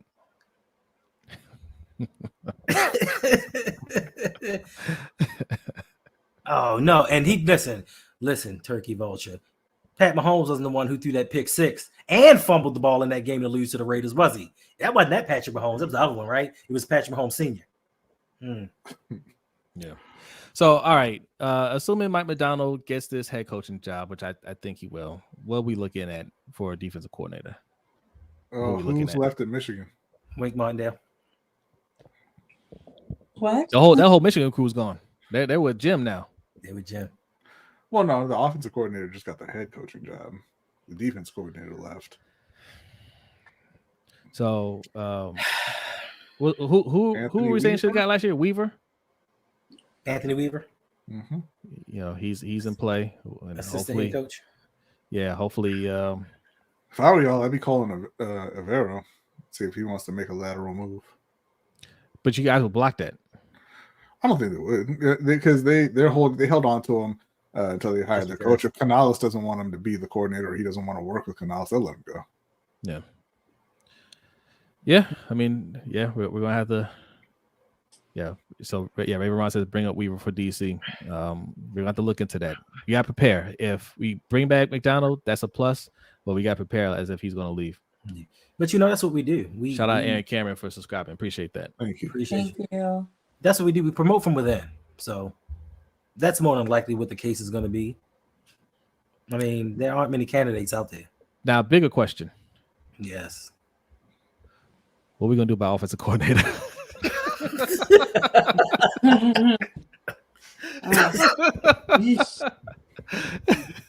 I mean, look. Monken did a good job not being G-Roll. Did he really? Year. Yeah. For the most part, I think. For the most part. Because Because even this game wasn't a G. I mean, it was G-Roll-esque, but it wasn't a G-Roll game. Jose, 8 design runs. I put that on Harbaugh. There's no way Harbaugh. I mean, it's one thing at halftime. You know, first half he's not running the ball, but the second half, if Harbaugh says, "What are you doing? Run the ball," right? Then we're running the ball. But he's never done it. So I put that on Harbaugh. Okay. Now it is even in 2019 we didn't run the ball that much. I put that on Harbaugh, but it was the passing plays that Greg Roman designed that looked so terrible. I put that on Greg Roman. There's nothing wrong with our passing plays. Well, I mean there were some things wrong, but it didn't look like Greg Roman. You know what I mean? Mm-hmm. He did a good job not being Greg Roman this year, but we need better than this. Eric Bieniemy. Thank you. I bet you if we had Eric Bieniemy, offense look a little different today. I bet you with Todd Monken, had you just signed DeAndre Hopkins, you would have won the day. Mm-hmm. No, we don't need him. We had OBJ. Or traded for Derrick Henry or Josh Jacobs. I wish you guys, not you guys in the chat, because you guys watch the show. I wish you guys, the Ravens, the gatekeepers out there, I wish they would listen to us when we say OBJ is not enough. Mm-hmm. Yes, go and trade for Derrick Henry or Josh Jacobs. Yep. Okay. Keaton Mitchell's not enough. No, I was like, this is in 2019. Right. In fact, we said, yes, sign OBJ and D-Hop and draft a wide receiver. Yep. That's what we said at the beginning of the year. You know why? Because don't count on Rashad Bateman. He of the 1 catch for 2 yards. Is he washed? I mean, look at this. Did you see him out there? He's not washed. Have you seen him in the last 6 weeks? He's just not Odell Beckham anymore. No, correct. Yes, correct. He's not even Zay Flowers. Of course not. Zay Flowers is good. He's not those guys anymore, but he can still play a little bit. He's not washed. Yeah. I'm sorry. Washed? You want to know who's washed? Terrace Marshall Jr. is washed. Facts. Shout out to Ronnie Collins Jr. Shout out for subscribing. Thank you. Appreciate y'all. Yes. All right. I'm not sure how much longer Hendo wants to go. This is your show, Hendo. But it is what while y'all here, look, still going strong, still over 100 strong on both channels. Hit that like button. Hey, Damon, why don't you pull up his stats and make me? Y'all gotta stop this. What do you say? You gotta stop this Bateman slander. Here's a better idea. Go ahead and make a case for Rashad Bateman. I would love to see that. Yes, please. What's your case for Rashad Bateman? Yeah, make a case for us to stop slandering Rashad Bateman. First of all, what? Okay, slander. What is slander, Yolanda? What is the legal term of slander? Oh gosh. So slander, when you are knowingly misrepresenting someone's actions, behavior, conduct and painting them in a false light with the intent to degrade them or demoralize them. So if I say something like, man, we need somebody better than Rashad Bateman who can get us more than one catch for 2 yards, is that slander? Well, slander has to not be true. It's something that's not true that you knowingly tell about someone with the intent to, cause the harm to their reputation. So it has to be false.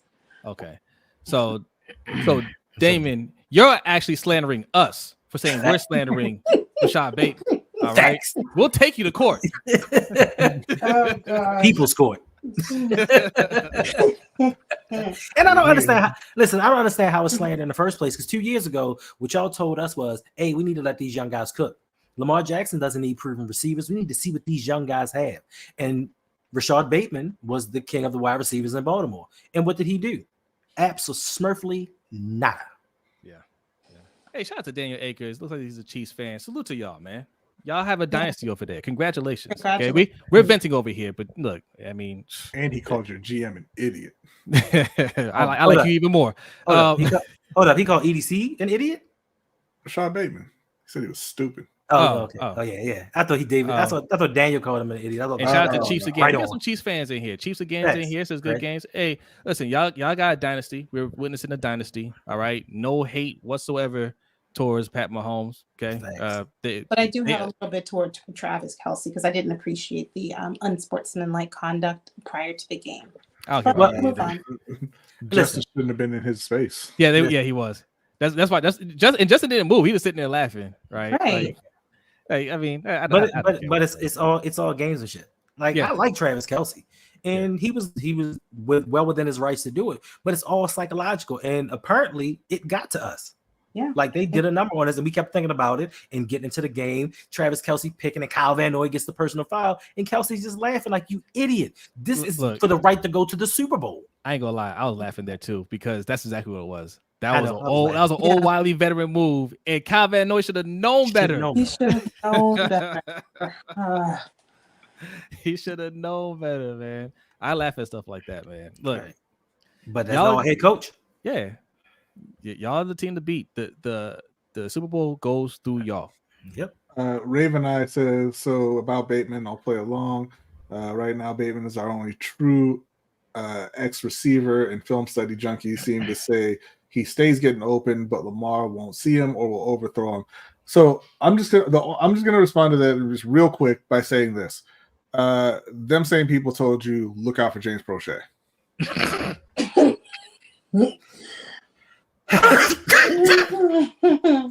Best hands on the team. You're killing me, small route runner, all that. I tell you what, he needs an opportunity. Is what I'm willing to let him walk and prove us wrong somewhere else. Yeah, I'm willing to risk that. I'm willing to bet that once we let him walk, right, he'll be just another guy. I don't even say he's gonna be bad. I think he's just gonna be just another guy on another team. Is he Nelson Aguilar minus the 800 yards? Yeah, he's the only one out of the receiving core that can't make anything happen. Even you mentioned Nelson Aguilar. He had a game. He had a big game earlier in the game. Bateman's the only one that can't get anything going. Right. I mean, where's the lie, Damon? Like, now that I think about it, outside of 2 years ago against Miami, in that Miami game, when he had that one catch for 75 yards, that touchdown, outside of that, when has he gotten separation on a catch? Like, he catches the ball and immediately goes down. Like, I think these injuries have taken a toll on him, and he's not the same player that he was coming out of Minnesota. Now, I wanted them to draft Bateman. Like, I wanted him to come in and be the receiver that we needed. He just is not that guy. My guy has 93 catches, 1,167 yards, and 4 touchdowns in 3 years. Ugh. It's nasty work. Man. He was injured, though. He was. What does that got to do with it? Because he wasn't available to play. That's what it has to do with it. Okay, but that's in hold on. That's in 34 games played. Right. That's 2 full seasons to get 1 season's worth of production. No. Let me ask you a question. And Brodny, you would know this better than anyone. How many games this season did it take Justin Jefferson to get 1,000 yards? I believe it was 8? like 9. Yeah, 8 or 9? Yeah. Oh, okay. Okay. Oh, I never said he was on the level of Justin Jefferson. He's one of one. But 34 games though. This conversation is what holds the team back. I don't want to have any more conversations about Rashad Bateman. I want to have conversations about Justin Jefferson or T. Higgins. I'm sorry, and T. Higgins. We keep doing this either or, and that's what the Ravens fans do. Hey, we need to get. Hey, the Ravens went to Lamar, and he said, "Give me an offensive lineman or a wide receiver." No, he didn't. He said, "Give me an offensive lineman and a wide receiver." The Ravens just chose one. Okay, here's the thing. Damon Watkins says he was hurt this whole season and looks like he got hurt again at the end of the game. Okay, he was hurt all season. He was hurt last year. He was hurt his rookie year. What are we talking about? Why would you pick up his option? For what? Right. For what reason would you say bring him back? So he can get hurt next year? Yeah, he's hurt all the time and he's not productive when he's on the field. I want to pay that guy. So we'll agree that Bateman is certainly a man of limited contribution. I will say that. I have a question for Damon. Damon, what is your opinion on Odell Beckham Jr. this season? How do you feel about him this season? Because we just gave him $15 million for 545 yards and 5 touchdowns. In essence, we took the lead. In essence, by field goal. In essence, we would be giving Bateman $13 million for next season to do what? 320 yards and 1 touchdown? How does that make sense schematically? How does that make sense cap-wise? Like, we're already up against it. How would that make sense to give him $13 million for 200 yards? It doesn't. Damon says we love him. You and the rest of his family? I like Rashad Bateman. As a person, I like him. But football-wise, he doesn't make sense. We have to make a splash this offseason. We know that we have to face the Chiefs to get to the Super Bowl. They're not going anywhere. They're going to be there again next year. And better offensively. Right. So what are we going to do on our end other than just maintain? Right. We have to make a big move. We have to get aggressive. I don't give a damn about our picks. I don't care if we give up this year's first and second and next year's first and second to go and get somebody like Justin Jefferson, right? Somebody like that, or Debo,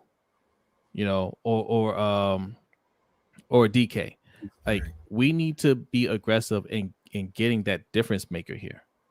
We have to do it, and then use whatever you have left with picks and make good picks. Okay, we have to start holding EDC accountable and say, I need you to start making some good picks.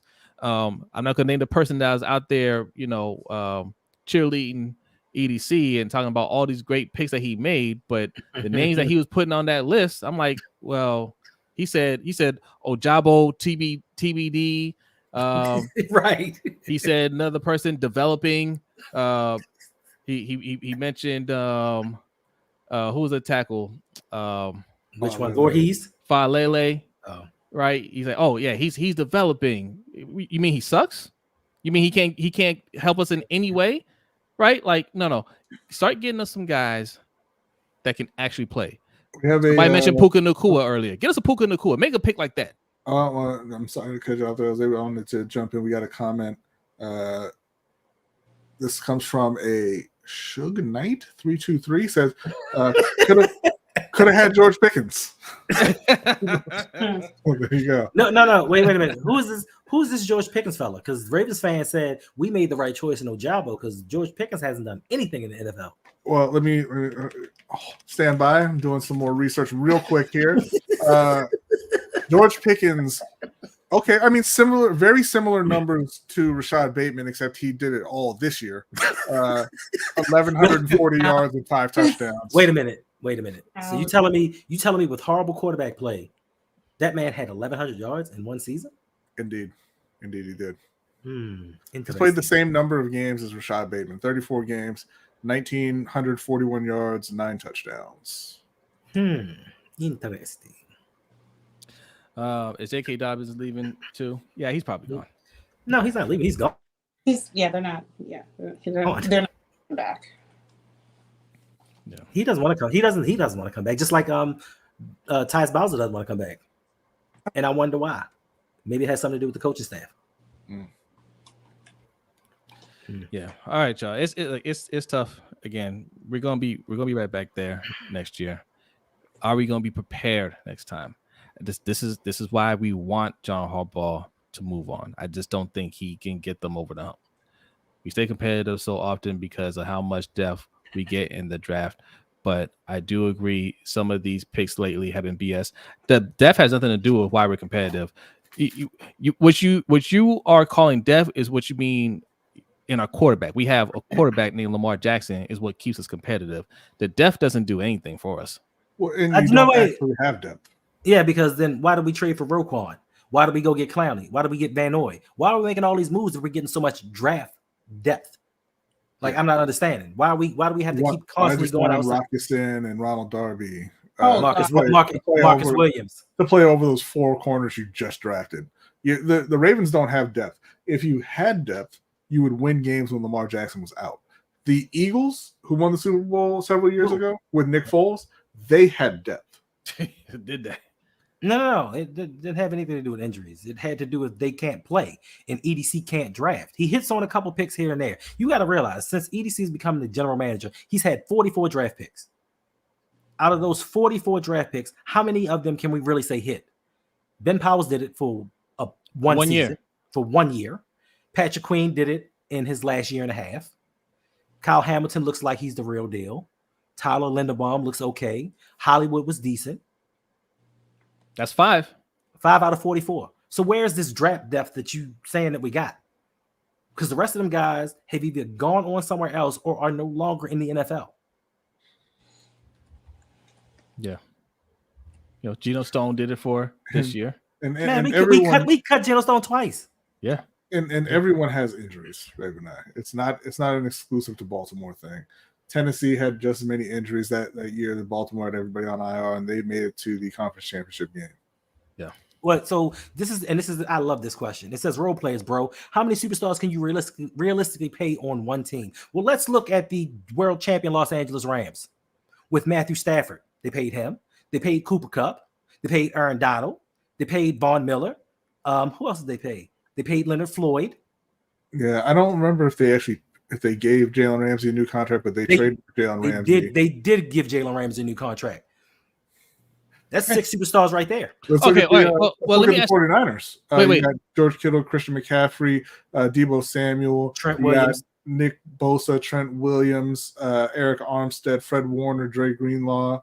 I mean, do you want to look at the Chiefs too? I mean, you just lost them. I figured you. Well, I was about to ask, how many superstars do we have in Baltimore? I'm curious. Like, chat, how many superstars do we have? Obviously, we have Lamar. Don't tell me who else is good or going to be, because we do a lot of projection over here. We talk about who's going to be. Who is a bona fide superstar on this team other than Lamar? I would say Roquan and Kyle Hamilton, and unfortunately for y'all, Roquan plays a position that doesn't matter a whole lot. Okay. So you just said Lamar, Roquan, and Kyle. I don't even call Kyle a superstar yet. Oh, he was all pro. I'll give him that. I mean, I can see that. They weren't all pro this game, but Kyle played well. Kyle played very well, I thought. To an extent.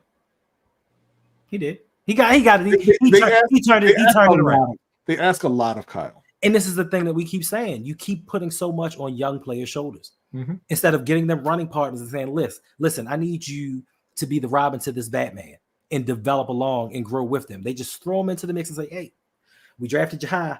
Go out there and win some games. And then when it doesn't happen, it's like, maybe next year. And even somebody said this earlier in the chat.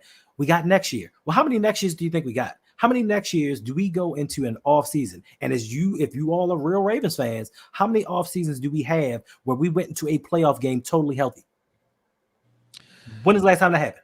Look, I'm sorry, man. I'm gonna push back. I don't think Roquan or Kyle Hamilton are superstars. I agree. Very good. I think, again, all pro bids, well deserved. Superstars make plays. Now you can make an argument. Kyle Hamilton has made some plays. Yeah, right. Wait a minute. So you telling me 5 out of 44? And I'm sorry, Kev, is it a good ratio? You are supposed to. You're not going to, but you absolutely are supposed to. What the hell are you talking about, bro? Right. Well, okay. Let me ask you, Kevin. When you go into the draft and you're like, okay, man, they took they took Devin Duvernay in the 3rd round. There's a bust. Is that what you did? Because you're not going to hit on every pick, or do you? I mean, come on, man. If you're going to forego talent for more picks because you want depth, right? You better have a higher hit rate. You better. If you're going to say, nah, I don't want T. Higgins here, or nah, I don't want this player. I don't want Justin Jefferson. Let's trade back, get some more picks. Trade back again, get some more picks. We got 12 picks in this draft. All right, somebody's going to work out. Right. If you're going to do that, then somebody better work out. That draft where we got Patrick Queen, J.K. Dobbins, Justin Madubuike, Harrison, Malik Harrison, Devin Duvernay, and then we got those 2 alignment. They're not here anymore. Which one? Ben Bredesen? Bredesen and Phillips. Tyree Phillips. Prochet, all pro Prochet. Geno Stone, right? I'm missing some other ones. But out of those 12 picks, who are we keeping? Right. Where's the superstar? 12 picks. You know what we could have done instead? We could have packaged the first and extra second. Right? No. We could package our first, our extra second, and our extra third that we went into the draft with, moved up, and just drafted Justin Jefferson or CeeDee Lamb. Wait a minute. And this is in hindsight, by the way. I won't put that out here because if you go to LBHTShow.com, we still have an article that's up there. Me and B did our pre-draft, did our predictions, and we said if they packaged up, this is a perfect time for them to trade up for once and get one of these players. We laid it out for you. Right. They decided not to do that. And you only have a 53-man roster. Bringing in 11 draft picks like they did, how does that help you? Like, I'm not understanding. And then just look at the trend of what we do. And it's not to pick on EDC, but look at the trend. We had CJ Mosley, and we let CJ Mosley go and said, oh, well, Patrick Queen's going to be his replacement. 4 years later, we're about to let Patrick Queen go, and we're going to have to find his replacement. Like, how is this working out? How is this working out for us? Now, to me, CJ Mosley is a much better player than Patrick Queen is. And at the time when he signed that $17 million contract, everybody's like, oh, gas, eat gads. I could never give him $17 million. You wish you could pay Patrick Queen $17 million to keep him in Baltimore, but it's not going to get it done. No. I wouldn't pay him. The minute they went and traded for Roquan Smith, Patrick Queen's days were numbered here. Raven asked this because you couldn't pay Mosley crazy money. You paid Roquan more and gave up a 2nd-round pick for him. Right. And now you're going to be left without Patrick Queen. So would you give Patrick Queen $18 million per season? And my thing is this. Mosley has been an all-pro, I think, 2 or 3 times since he's left Baltimore. I think he was worth the money. I think the Jets think he was worth the money. So for those who are saying we can't spend money on superstars, we got to draft. What do you think the answer is for us to get over the hump next year? Is it just Lamar just play better? That's always the answer for people who like defense. Right. The offense got to get it done.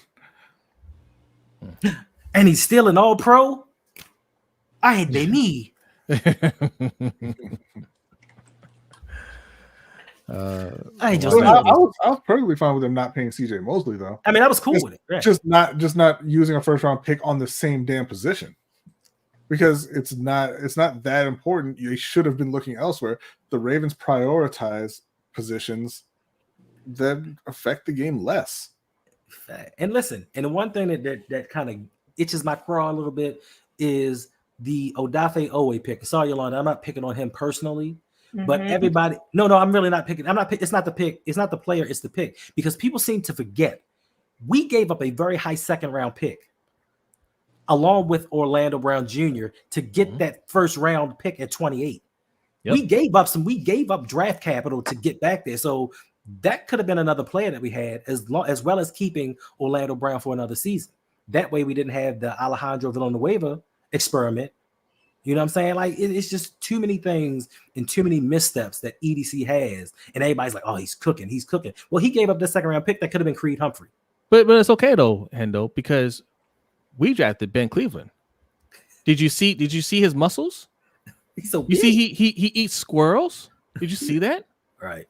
Like everybody was so pumped about Ben Cleveland on draft night, right? Like problem solved. Right. He doesn't get in the game, right? Like draft day, those draft day picks that solve our problems never make it to the field. Yeah. We have to get players that actually play on the field and not on the defensive side. I don't care about the defensive side anymore. They're going to do what they do. I think they'll be just fine. Even next year when we lose players, I think they're going to be just fine. The offense is where we need talent. I don't care how we do it. I don't care if we got to take it from the defensive funds. I don't care. Lamar is the one that's expected to win. I haven't heard anybody in the chat talk about, hey, Roquan could have made a play there. He was talking it up. I expect some turnovers. Hey, Kyle Hamilton did give up that touchdown to Travis Kelce.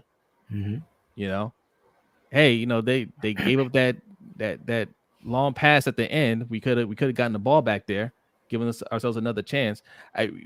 None of that. Right. None of that's going on right now. It's, hey, Lamar played terrible because he had an interception in the end zone. Right. I have a bigger question. Since we have so many Defense Wins Championship supporters, I have a question for the chat. From 2001 until 2006, 2007, I do believe, the Ravens had some of the most historical defenses the NFL has known. How many championships did they win in that span? None. Yeah. But they had some of the best defenses of all time. And Luke, no, the Oway pick wasn't fine. It was a bad pick. They gave up a second-round pick and a starting left tackle. Even if they did, just picking the Oway and Bateman pick were bad picks. Yeah, they were. That was a bad draft. Yeah, they were. That was a bad draft. So their fifth-year options are done. Those are two more positions that we now have to fill again. You know what I'm saying, man? Stop giving EDC all these props that he hasn't earned. Yes, I agree, Z the Beast. That 2006 defense was better than the 2000 defense. That defense was something. But we had Kyle Bowler. So we didn't have offense. Yeah. Hometown says prepare for a step back next year. Voorhees tore his ACL, not his Achilles. I don't care what he tore. That's right. He's a seventh-round pick. Yeah, I don't expect him to make the team. He's a seventh-round pick that couldn't stay healthy in college. You act like last year was the first year that he was injured. He can't stay healthy. I hope you're not expecting him to come in and be the savior of the offensive line. But we need a left guard. We need a left guard. We need a right guard. We need a right tackle. What is what he's going to do? But no, they are. But this is the projection I'm talking about. Well, we got Voorhees, right? He's gonna fill a role. People have already penciled him in as a starter. He's not even healthy. Now, yes, it's possible and it's likely that we'll get a late round pick that plays better than we expect and maybe even becomes a starter or a solid contributor. You can't project that. You can't predict that. I can't believe this. What? It says, y'all see OBJ's tweet. He's pretty much blaming the loss on Lamar. I can't believe that. Now, I'm going to look at a tweet and it's going to be the exact opposite. Right? I can't believe that. I can't believe who put that there? C-Mac? Yeah, I can't believe that. C-Mac, if I go to this tweet and it's the exact opposite, I'm gonna have to put you in timeout. I can't believe that. The man that disappeared for the last month. I can't believe he said something about somebody else being the reason that we lost. This man didn't show up till 8 minutes left in the fourth quarter. Unless he just deleted it. Odell tweeted since December. He said not OBJ himself. Oh, his dad. Oh, okay. Well, I believe that. Yeah, I can believe that. That's the new rave now. Everybody tweeting their family member, the agents and family members tweeting about other players because they're killing Dak in Dallas. Speaking of, we need to find Warbone. We ain't gonna see Warbone until next year. We not. Till the cycle begins anew. He tore his ACL at the combine, but Ravens saw his determination and let's draft him. Yeah, that's pretty much what happened in Chaos. Let's draft an off-injured player that can stay healthy in college. We need more of them with the Ravens. Offensive linemen that can't stay on the field. He said his son deserves better. His son don't deserve shit. Well, then you know what? Then he should go get it. Right. He's no longer part of this team. No, I'm sorry. Deserves better than being paid $15 million to do nothing? He deserves better than that? To dance on the sideline? After he gravy trained a ring? I should say that. He played well in the first quarter of that Super Bowl. Yeah, he did. He did. Spooky J said it's a fake account. Yeah, it's a fake account. Yeah. So and here's the crazy thing. All-world play caller Ben Johnson scored 0 points in the second half. Yo, the San Francisco about to win. Yeah. They are. Yeah. Oh. 24-24. And here's the thing. Jeremy, I bring back Odell next year. Yeah, they have to. Why? No, we don't. No, Yes, we we do. need to let him go. I mean, salary cap implication. Salary He's cap going to cost us implication. if he goes. He's going to cost us like we already have limited funds. Right. It's going to cost us too much to just let him walk. Let him retire. Even still, it's the same thing. Well, actually, wait, didn't he do something the other day to kind of help relieve that? He did. So what it is it splits it up, so they don't have to pay it all. It doesn't count on one cap. They can split it up into multiple caps, but it's still going to be. All right. And the Ravens don't have much money. They don't. And who are they paying? Fast food. I'm telling y'all, man, that's fast food. You know, a little bit to this guy. You know, he's a deal. He's a steal. Yeah, that's a bargain. Hey, get this guy here. He's not great, but he's a bargain. That's fast food. That eats up your money. I'm speaking wide receiver Xavier Legette from South Carolina. I'm not speaking. I don't want to hear about rookie. I'll be honest. We need unless because I just saw a mock draft and I saw Keon Coleman being mocked to the Ravens. Unless it's Keon Coleman, I don't want to end up on a rookie. Hey, that's great. Man, when was the last time Florida State had a good wide receiver? Shut up, Brodny. I've asked you for like 6 months. You could have looked it up by now. Forever. The answer is Anquan Bolden. When is the last time Florida had a wide receiver? Wait a minute now. Wait. That didn't line up off sides in these games. Wait. Or quarterback from Florida. There. Stop this. Or a good player from Florida in general. Oh, they put good players out all the time. Yeah, I mean, just great players in Florida. Just wide receivers. Oh yeah, Tim Tebow. You're right. I'm sorry. He's one of my favorites. So stop it.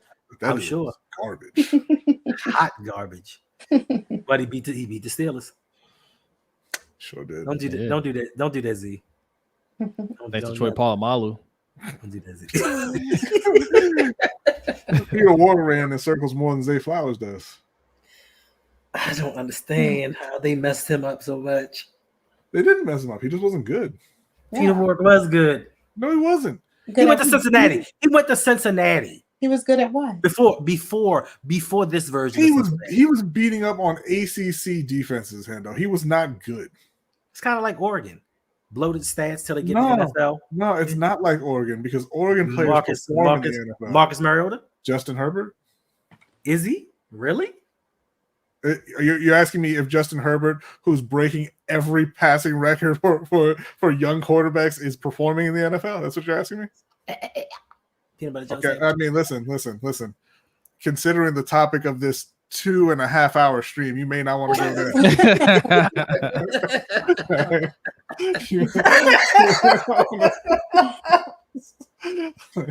Touche, my friend. Touche. Man, it has been. Listen, this is how you know this is really serious. It's been 2.5 hours, and nobody up until now mentioned the time. Yeah. Because it's like a dream. Like I did not sleep last night. I was so nervous about this game. I have not slept. I slept just fine. I ain't gonna lie. I slept just fine. I'm disappointed, but again, man, like, hit the subscribe button.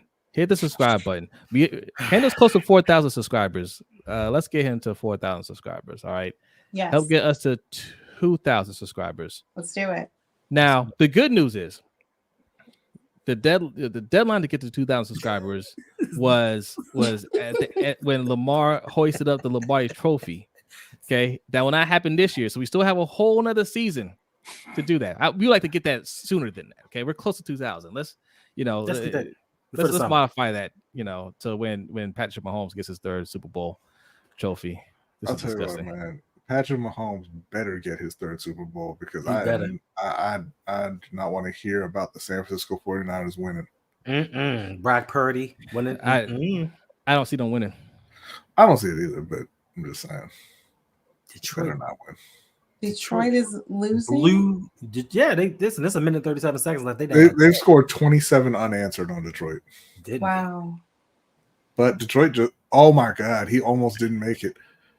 Oh, he didn't make it. He stepped out of bounds. That man can't turn at all. He got no agility. This is so sad. Oh, that's not LaPorta. That's why. This is so sad. We'd have been playing the San Francisco 49ers, and we already beat them. Yeah, he does not have turn at all. I mean, jeez. Josh Hoffman says, I don't know what's to be done with Harbaugh at this point. He redeemed himself slightly this year, but I still don't trust him. How did he redeem himself? I want to do a separate video where we talk about what the responsibility of a head coach is. Like, what is expected of a head coach? Because anytime we say Harbaugh didn't do a good job, it ain't Harbaugh's fault. He doesn't play the game, right? You can't blame Harbaugh. He doesn't. He didn't. He didn't drop that pass. He didn't. He didn't. Fumble the ball there. He didn't throw that interception. What's his job? Right. His job is to put his team in winning positions, right? You didn't. Nobody like. Is it his job to call more running plays? So we're not sitting there saying, why didn't Lamar run the ball more? Right? Is it his job to get his offensive coordinator to draw plays to pick up the blitz faster? Right? Say, hey, Todd, when they're blitzing, don't have these long drawn out plays where it takes 5 seconds for a wide receiver to get open. Right? How about a quick slant? Yeah. Right. How about a check down? How about a screen? How about something other than what you're doing that's putting us in these bad positions? Like we don't get on Harbaugh for not doing that stuff. It's he doesn't play the game. No, he never plays the game. So why are we calling him a good coach at all? Because his team's winning. He just happens to be the coach of a winning team. Well, what's his role in that? What makes John Harbaugh a good coach to you guys? What makes him a good coach? His winning record. Well, and I don't know what you mean when you say what's to be done with it. Like, is he a dependent of yours? Like, are you a child? Fire him. It's the easiest answer in the world. Fire him and get somebody else. John's gonna be fine. Yeah, John has stolen so many millions from your billionaire owner. He's fine. There's nothing to be done. Just tell him to leave. Just get down. And there are so many brand new offensive minds, some up and comers out there that we could put on this team and hire as a head coach. So many. You can go get CJ Stroud's play caller right now. He didn't get a job. Bobby Slowick. Mm-hmm. That would be amazing. Listen, I'll take Brian Flores. How do you feel about Belichick? As long as he doesn't have control of the picks, I'll take him. Because I don't listen. I don't know who I was listening to, but somebody was saying something about. They said, listen, a lot of people don't know this, but Bill Belichick knows football. He may not be able to pick the players, but he can coach wide receivers. He can coach quarterbacks. He can coach any position on the field. He knows football that well. And I trusted him to do that. And I trusted him that he would keep this defense at the same level that it is or take it to new heights. And if he hired the right offensive coordinator, we could win 6 Super Bowls. So I would take Bill Belichick. Hey, Crazy. Don't care if it's awkward for John at home. I'm not John. Don't live by John. Don't care. Yeah. Listen, he's stolen so many millions. He can buy a new home. I'm sure they have enough acres in between them to where they don't actually have to see each other. Right. Yeah. It's a lot. They don't have to go all the way into the deep parts of the backyard. Yeah. How about did pick Monken based on his sister's advice? Yeah. And that's your head coach. I don't need to interview him. I don't need to see what his playbook looks like. We can get that he's good to go. We can move on from Monken too. I know that sounds super aggressive because nobody's calling for his head because the offense played well for the most part. But we can all agree we can do better than this. Facts. But I'll say this. Like for all the people, what would you do? Who would you hire if you fired John Harbaugh? Because we get that question all the time. Mm-hmm. How would you like to have the guy who's coaching San Francisco right now? Because he was on staff. Could have had him, and you could have just promoted him, right? But we also give you answers, and you guys just don't listen to that. You don't hear that. And to your point, Jose, no, Todd Monken did not do well. If you look at our offense throughout the season, they struggled until they went back to Greg Roman's Lamar run the ball, take it over. Now he did implement better passing schemes and philosophies, and especially when Andrews went down, they were spaced out correctly, but it still was the same. Lamar, go take over this game. Like, it's not working. We're not scoring any points. Lamar, go do your thing. So I don't think that Monken really did much of anything, to me personally, to be kept around in this situation, because once again, we're in the playoffs, the most run-dominant team there is, and we've run it 8 times. Oh, man, the Lions came so close to getting that onside. Too late now. Don't try to want to win the game at the end. It was in the dude's hands. Damn it. Yeah, we want to be a run team, and we don't want to run the ball when we need to run the ball. What y'all think about getting Eric Bieniemy there, head coach? Yeah, that's one of the guys that we said. I still like Byron Leftwich, but Eric Bieniemy, absolutely. I think he's not getting the interviews. He's not getting the looks that he should get, but absolutely. What's up, Chef? Guy from the game. Hey, what's going on, Chef? So, speaking of Eric Bieniemy didn't. I don't even think he got interviewed this time around. The Commanders are interviewing him this week. Okay, I think he did a good job with the Commanders. Look, they don't have a quarterback that they have, and they had a. Y'all gotta stop with the Sam Howell slander. Sam Howell is a bad quarterback. Horrible. And he went right back to the slander, Yolanda. Just say something. His stats tell us the truth. Eric Bieniemy did a good job with that team last year. I think if the new coach comes in, they're not going to keep Bieniemy most likely. We need to bring in Bieniemy. Yep. Yeah. I don't expect Harbaugh to make any moves if he stays, because he's a loyal person. I respect that. But we really should be looking at the landscape, looking at what the Chiefs are doing and saying, we have to do something more than what we're doing right now. We have to get more. Mm-hmm. And Airbnb, I think, get more out of this team. I mean, look at, and this is just speculation. I'm not for certain about this, but just look at the Kansas City Chiefs when they turn their office over to Matt Nagy. They look terrible. And I can guarantee you, towards the end of the season, going into the playoffs, Andy Reid said, you know what, Matt, step back. I got the play calling duties now. And this is why they turned it around. And all of these things happen because Eric Bieniemy's not there. And I think that these publications, they keep forgetting to mention that the Chiefs don't look the same because Eric Bieniemy's gone. It's because Juju Smith-Schuster is not wide receiver number 1. And I think they have people out there that really believe Juju Smith-Schuster was the difference in Kansas City, because he wasn't. Yeah. I just want to remind, look, first of all, congratulations to the Chiefs. Yeah, the Chiefs fans. Shout out to y'all coming through and showing some love. All right. But telling y'all, this is what championship caliber teams look like. They don't always look great in the. Yes, click that link if you want to do a super chat on our thing. Usually we have the Cash App here. It's still $ LBHTShow, doesn't change. All right, that's how we do super chat. Or click that pin link that you see in our chat box. That's how you get a super chat on our side. But just because they didn't look great during the regular season, you can't write them off. You don't get to six straight AFC title games by luck. Right. You don't go to 4 Super Bowls by luck. There's nothing lucky about what they're doing. So I don't care how they look in a regular season. If they're still a playoff team and Mahomes is a quarterback, you better be careful. Right. Yeah. And by the way, this is probably the worst they're gonna look. Mm-hmm. Facts. Agreed. As long as you have the Mahomes Reed duo, you can't count them out at any point. Yeah. Well, it ain't gonna be us. And I thought it Sure. was. No. I thought this was the year. I thought this is the year that Lamar was gonna go in there, and I thought that this team was going to have his back. He was gonna knock Mahomes off, and it wasn't going to shut the naysayers up, but it was going to quiet it just a little bit.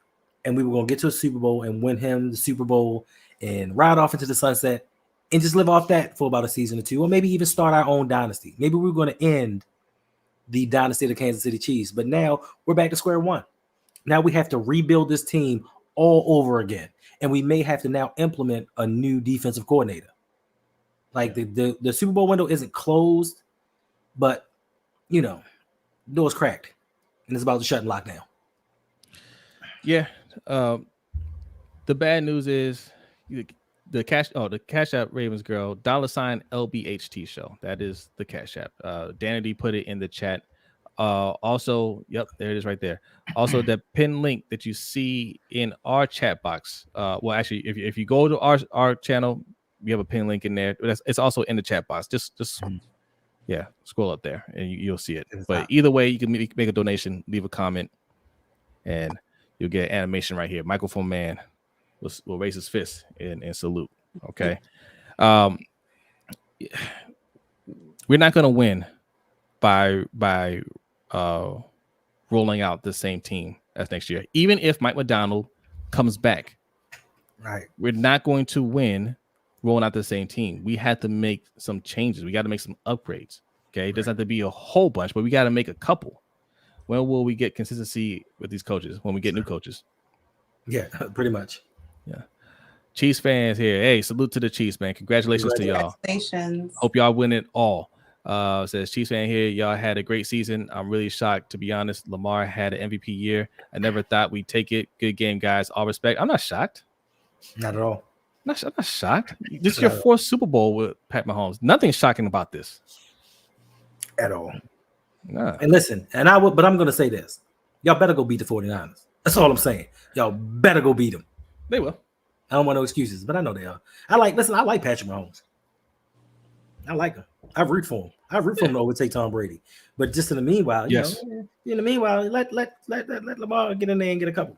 Yes, I want Lamar to get a couple, but I think when it's all said and done, Pat Mahomes is going to be the greatest quarterback in this galaxy. Listen, I mean, the reality is he's a better quarterback than Tom Brady already. Again, Tom Brady is the most accomplished quarterback. He's not the best This is true. You are factually correct. I saw their stats through 6 years. Pat Mahomes through 6 seasons has, I think it was 91 more touchdowns and 18 fewer interceptions than Tom Brady did. Remarkable. Wow. Yes, cousin Davon, the stream is still happening. we hurting bad. Yeah. I don't know why I'm here. I'm not hurting at all. Oh, stop it, Brodny. You know what? You care about us. You like us. I lied. I'm sorry. My apologies to Usher, but I blamed him for the loss. I forgot it was Brodny. Wow. Okay. You picked us in the beginning of the season. There we go. And you also did something else. Brodny's fault. Like every time he picks a team, they lose. No. I didn't bet on y'all to win. But you picked us before the season started for us to win a Super Bowl. Yeah. It's your fault. Like, you're just bad luck. No. Okay, got another Dalvin Cook question. Why did we bring him in? Because y'all like signing bums off the street. Listen, I'm not gonna call him a bum, but I'm not gonna call Dalvin Cook a bum. I'm just saying I'm mad because we underutilized him. I'm not mad at all. I expected. People say he was underutilized. Did he grace the field tonight? Not in any meaningful way? Is he good enough to? We don't know. Yeah, there's a question mark there. I'm sure we don't utilize him. That's why. I'm sure he can pass block better than likely or exactly. And listen, Luke. We brought Dalvin Cook in for name value. We brought Dalvin Cook in to kind of shut up the Ravens flock, so the Ravens can say, "Look, we're doing everything we can to win a Super Bowl," and they really not. Like, they haven't put enough into this team around Lamar Jackson to win a Super Bowl. And I just had this conversation with somebody on Twitter, and they asked me this question. All organizations are not trying to win championships. They're just trying to remain profitable. Now, is that the same case with the Ravens? I believe so, because they have not surrounded their key piece, the best player that they have on the team. They have not surrounded him with talent. And to this day, they're still talking, let's get more defense instead of let's get people to protect Lamar. Let's get people to make plays for Lamar. And to me, that is the sign that an organization is trying to win. To me, it's my opinion. That's how we've been conditioned as Raven fans, and nothing's going to change this offseason. You guys are mad right now in the chat, right? You're upset, you're emotional, right? But after the Super Bowl and we get to the offseason and we start talking about the draft, y'all gonna be looking at the flashy edge rusher, like, oh, we could use that. Oh, look at that corner. They said this guy's a lockdown. We could get him, right? He could fall to us, or we could. Or this is you know what? There's so much talent, Hendo. We could trade back and get more picks. We don't have to stick. We don't have to stick at 30 or whatever we're going to be, right? We don't have to stick at 29th or 30th pick. We can trade back and get more picks. And shout out to Kimberly for the $10 donation. Appreciate that. Let's see. Kimberly said, thanks all. Hey, thank you, Kimberly. Kimberly H. Appreciate that. Appreciate you. Yeah, we there's so much talent. Like getting a couple second round picks. That's like having first round picks. Did you know that? We'll start talking about that. And hey, we can get there's enough wide receivers. We don't have to get one in the first round. We can get one in the second round. Yes, they hit the like button, right? We can get this. Let's get this D lineman now because we're not bringing back Matt BK. We can get a D lineman to fill in there, and we can get this wide receiver in the second round. Right. I don't want to hear any of that. Yes, you have, Ferris. What did Ferris say? I've never had someone say an edge rusher was a flashy pick. Excuse me? Thibodeau? Right. Are you telling the truth, sir? Chase Young? Or are you bum scooping again? Right. Yes. Edge rushers are flashy picks because they go sack the quarterback. You better not trade back in this draft. No, we better trade up. Yes. We need to trade up. I don't want any more. We're both prepared to be disappointed. Yeah, not because we know what we're gonna do. We know how this is gonna pan out. No more accumulating a bunch of picks. Consolidate those picks. EDC, you're not good at it. You're not good at drafting multiple picks. Shout out to D Weezy for a $2 donation. Appreciate it. It says, do you know how many third round picks you can get for a first? Right. Right. Exactly. No. This needs to be the year where EDC needs to say, I'm not doing a great job at drafting. Right. He's not. Yeah, you're right, X Capital. He can't draft. Oh. He needs to do some self-reflecting and say, I'm not doing a good job with this. I need to hit more on these picks. And the way you hit is to trade up to get sure talent. Mm-hmm. All right. What is a bum scoop? Ferris. A bum scoop is fake news, misinformation, bad information. Okay, that's a bum scoop. That's Ferris. always giving out bad information. Yeah. Besides Lamar, really only superstar we have. Exactly. Lamar's really the only superstar we have. Superstar. Yeah, we got a couple stars. Yes, but superstar, there's a difference. Yeah, and it's not easy to get them, but if you're trying to compete for a Super Bowl, you got to do what you got to do. Right. This is a time to be aggressive. The window isn't completely closed, but next year we can't lean on defense like we leaned on them this year. Thanks. We had to roll out a full, competent offense. Right, the offense was much better than before, but we need to take that next step. Who do y'all want to draft? I want to draft. I want to draft a lineman or wide receiver. But here's a caveat: if we get a wide receiver, I still want us to go and get somebody. Right. Yeah, I prefer us not drafting a wide receiver and focusing on the O-line and get in free agency. Let's get a proven talent at wide receiver. Let's get like I don't know who's going to be free agent. What is the deal with Tyreek Hill? How many years does he have? How many years does he have left on his contract? He's not going anywhere. We don't know. We don't ever know that. We never. I don't like to ever say someone's not. He's going to retire in Miami unless they want to trade him or he wants to be traded. Correct, and that's the way I can see it happening. Just like Ertz said, I want out of here. I want out. It's different. It's different level. The principle is the same. I'm not comparing the. Yes, hometown. Marvin Harrison Jr. If we can find some way to teleport up to number 3 pick, then yes, I would get Marvin Harrison Jr. I would trade all of our picks this year and some picks next year to get Marvin Harrison Jr. Now for me personally, if we couldn't get Marvin Harrison Jr., I'm team Les Snead, FTP. Yeah. Forget them picks. Go out and get proven players that fit this system and win a Super Bowl. That's where I'm at right now. Right. Y'all cried about the Rams. Oh, they gave up the future to go to 2 Super Bowls. What? And then turn around 2 years later and we're back in the playoffs. That's where I'm at right now. I don't even want to make this pick. Stephon Diggs ain't happy in Buffalo. They not happy with Stephon Diggs. Hey, take this pick. Take it. Well, okay, there you go. Yeah, I don't want to make this pick. I don't want to waste any more time with rookies. All right, we need to win. Derrick Henry gave his parting speech to the Titans. Let's go get him. Ravens girl. Yeah, people are going. They're not going to make that. I mean, you'll have some haters say that about Purdy, but he had his chance to prove himself, and it didn't work out for him. So nobody's going to be making that talking point. And, no, they will.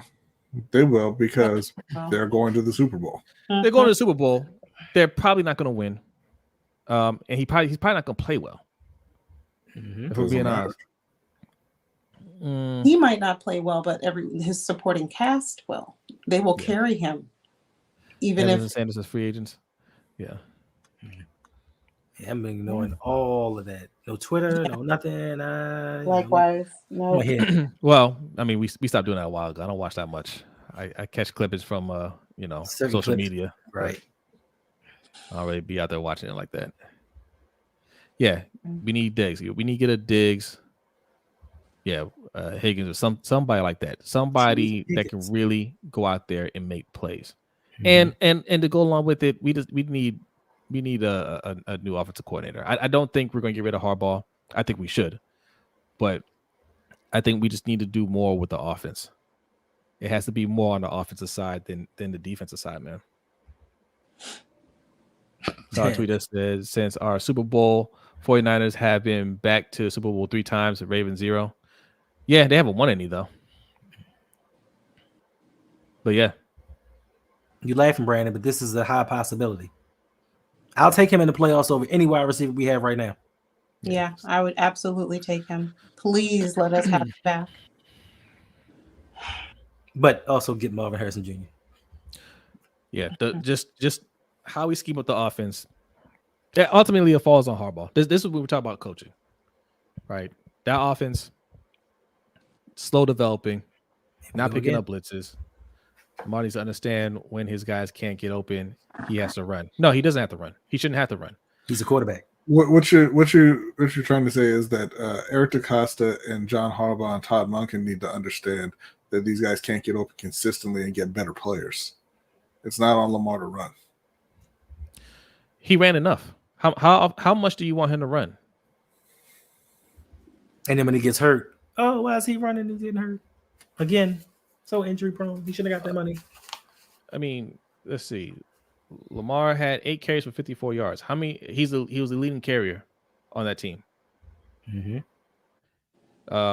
Gus Edwards, 3 carries, 20 yards. Zay Flowers, 2 carries, 4 yards. Justice Hill, 3 carries, 3 yards. Why is it on Lamar to run the ball? I wouldn't want Stephon Diggs, man. Stephon he's only happy when he's unhappy. That's fine.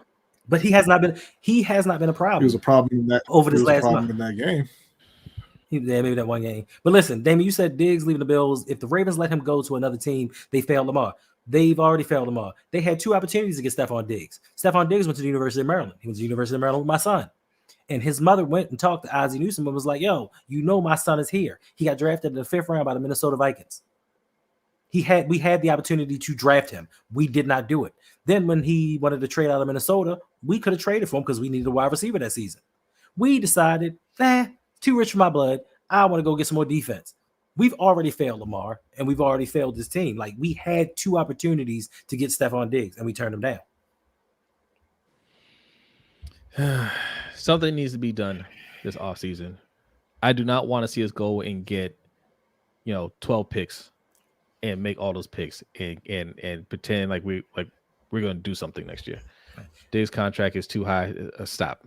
Is Roquan's contract too high?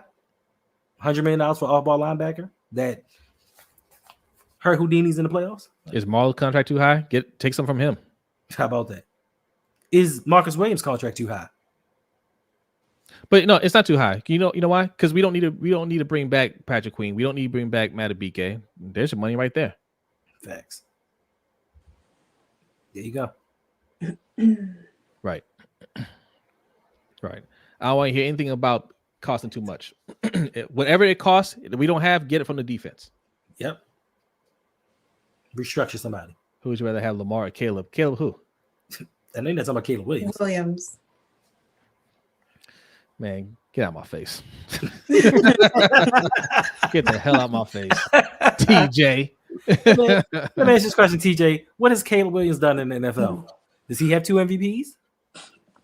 I'm sorry. Does he have a unanimous MVP and another MVP? He's done nothing. We don't even know if Caleb Williams is going to be good. We expect him to be good. We don't know. So why would I risk an unknown for something that I know? And someone that I know is a winner. Lamar ain't old, TJ.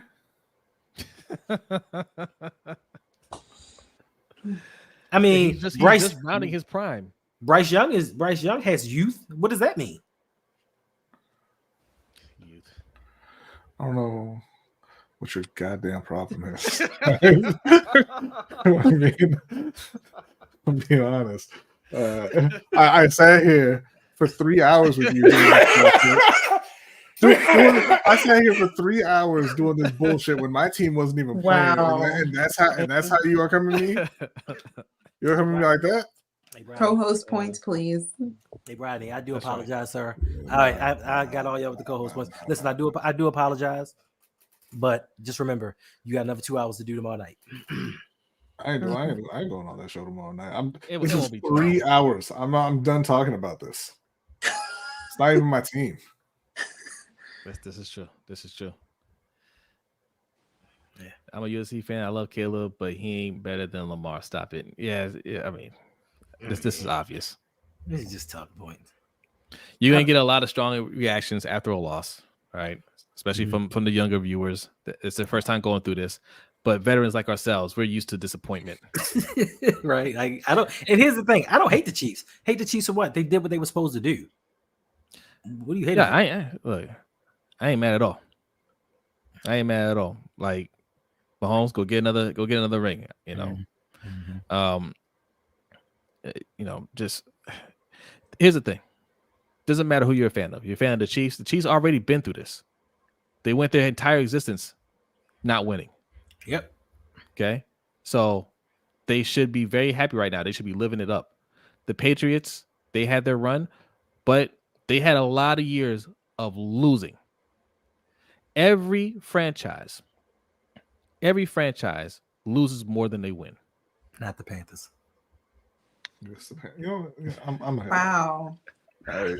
Hey, shout out to Buck for the 333 donation. Appreciate you. Says you want MHJ. Send your next 6 firsts and seconds. Who? Marvin Harrison Jr. How about counter offer, Buck?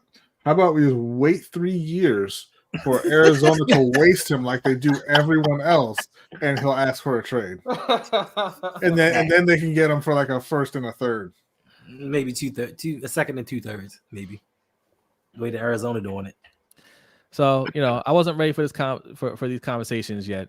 Henny on fire tonight. Facts. I wasn't ready for these conversations, but we'll have to start talking to Chris, just joking, and putting together our draft board, start looking at some prospects and see who are some good prospects to take at our spot, and what can we get for our first round pick. And I don't mean in the draft. I mean, who can we Who could we trade for with our first round pick? Right. Because I do not want to keep that pick. When was Purdy Superman for his team?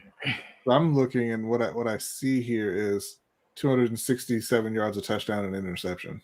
And it should have been 2-3 interceptions and 48 yards rushing. So he had the exact same day that Lamar had, essentially. Right. With the difference being Deebo Samuel had 89 yards, Ayuk had 68 and a touchdown, Christian McCaffrey had 132 and 2 touchdowns. That's the difference. Like he performed the same way Lamar did. Right. He had the same production that Lamar had today. But it's different. Yeah, always is. Christian McCaffrey, 20 carries, 90 yards, 2 touchdowns, and then 4 catches, 42 yards. Yeah. Wait a minute. Are you telling me a running back had 20 carries? Yeah. Where did he do that at? Our running backs combined didn't have 20 carries. They didn't have 10 carries. Oh my God. This is terrible. Oh my God. But it's true. How about, hey, listen, TJ, how about this? How about the coaching staff, the play calling, and just the players? How about they killed the Ravens today? Not the penalties. They just did. Them just not having the discipline to be strong enough in their conviction to know, hey, these guys are baiting me. These guys are trying to get me to do things I don't normally do to get some free yards. And we said, guess what? I'm going to do it. Oh my God. He actually responded with, it's different. Ooh. 58 yards from Brock Purdy is a Superman game. Yeah, it's different because they won. Had we pulled out this win, you guys would be saying Lamar's awesome. But we didn't win. So you're saying he played terrible. Yeah. But nobody's saying that Harbaugh coached terrible. I want the chat to respond. Both our chats.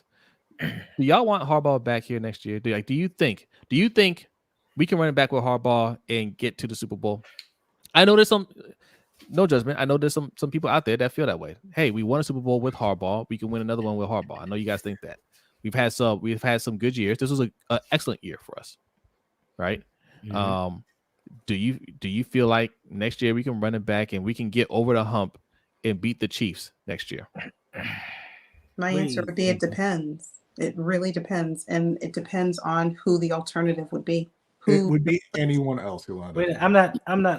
Can y'all help me understand this moment? She said, I don't understand. That's what she meant to say. I do not understand. We had 8 carries for the game. This is beyond a coaching issue. Don't the coaches call the plays? No, I was just saying it's a coaching issue. No, she's saying she's saying they're horrible. Yeah. Okay. Yeah. I'm just trying to. I misunderstood. I'm sorry. Yeah. Yes, they're terrible. John Harbaugh doesn't do anything in Baltimore. He doesn't run the offense. He doesn't run the defense. You know, he's a rah guy, and he's not great at that. Doesn't know when to call timeouts.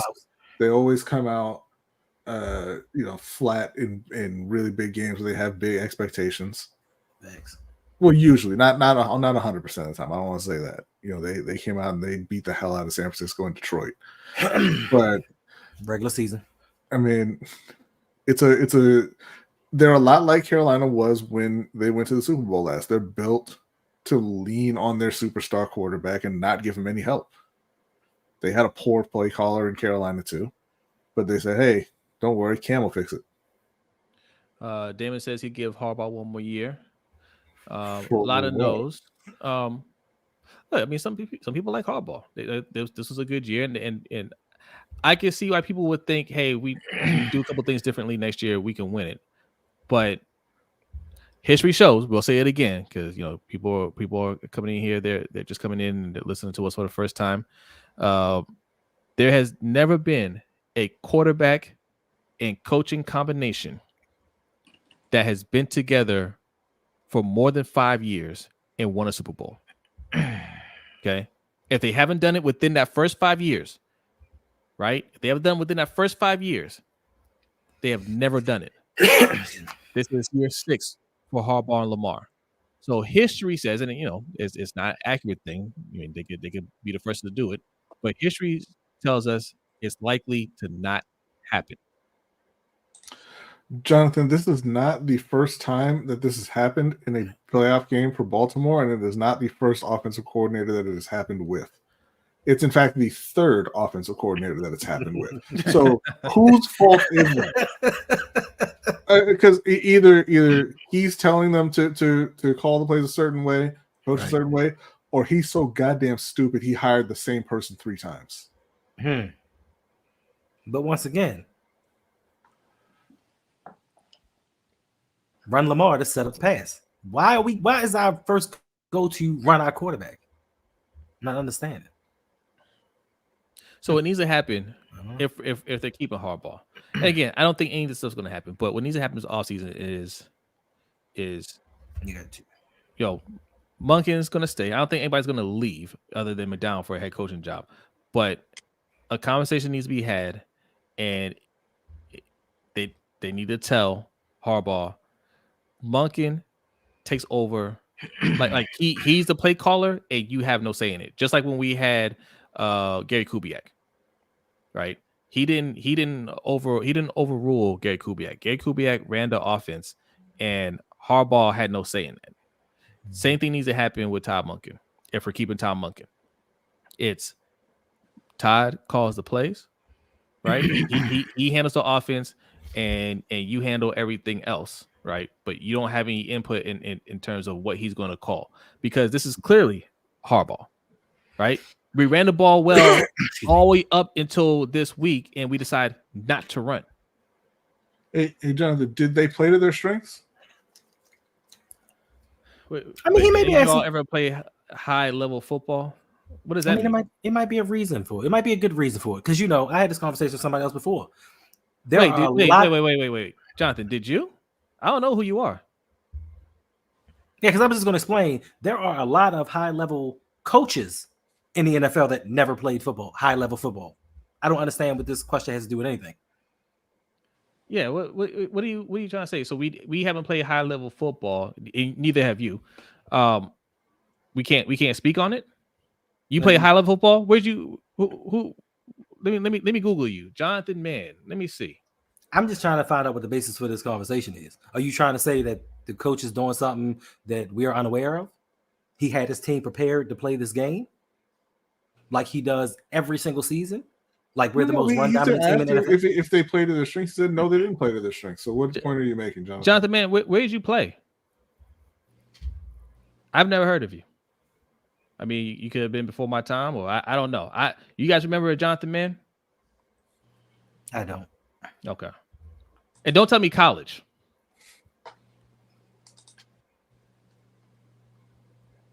Don't tell me college. I'm just trying to figure out. Did you play in the NFL? You said high level. Play pro football in Europe. Okay. So you haven't either. All right. So no, but I'm trying to understand where are we going? You're saying that I think that this isn't the first time that they've looked like this under John Harbaugh. It's not the first offensive coordinator where they've looked like this under John Harbaugh. And you said that they didn't play to their strengths, right? So I'm trying to say where you're going with that, Jonathan. Are you saying that they should go ahead and fire him? Right, because my thing is this: you said they didn't play to their strengths.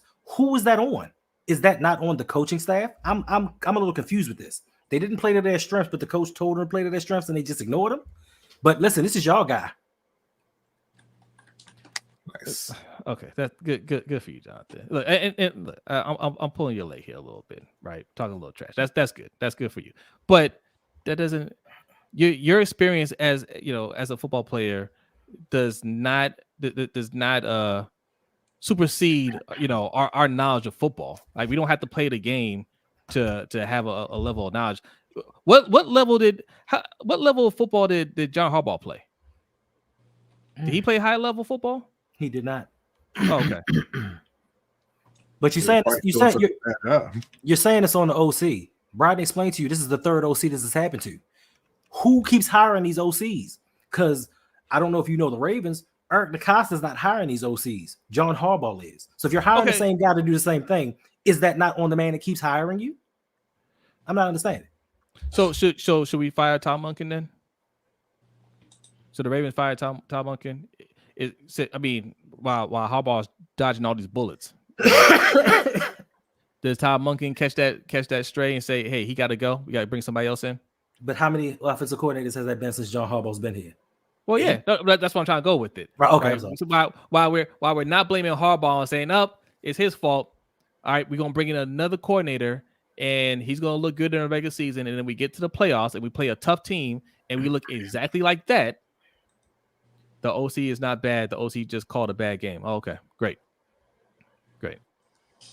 Did he call the same game that the previous OCs called in the same situations? Giro, remember, you're new here, Jonathan. We had this conversation in the last 2 years. This is exactly what people said about Giro. He's not bad.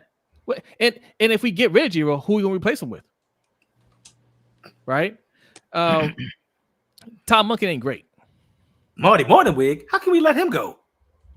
Right. Tom Monken ain't great. He's not.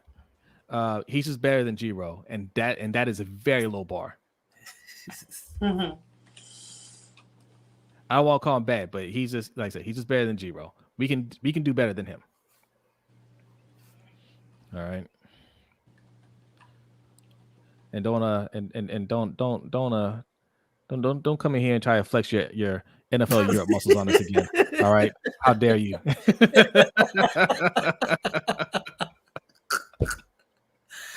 Oh man. Thanks for coming through, Jonathan. Appreciate it, man.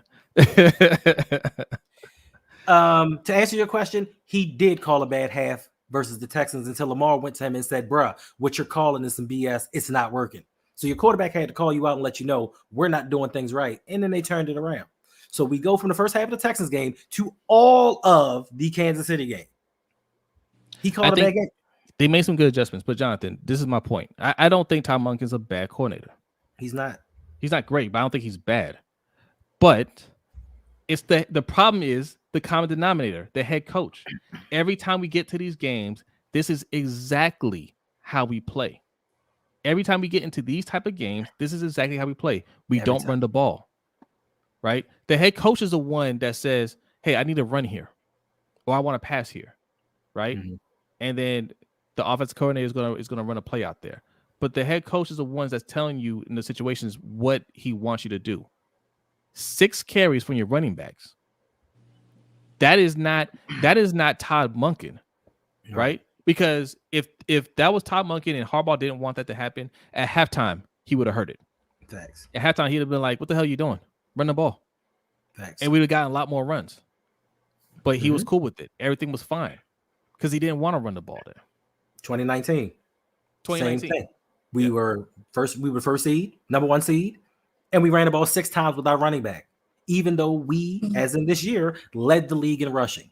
You lead the league in rush with 156 yards per game, and you attempt 6 rushes with your running backs. Like I'm not comprehending why you don't think that these common denominators. It's not coincidence.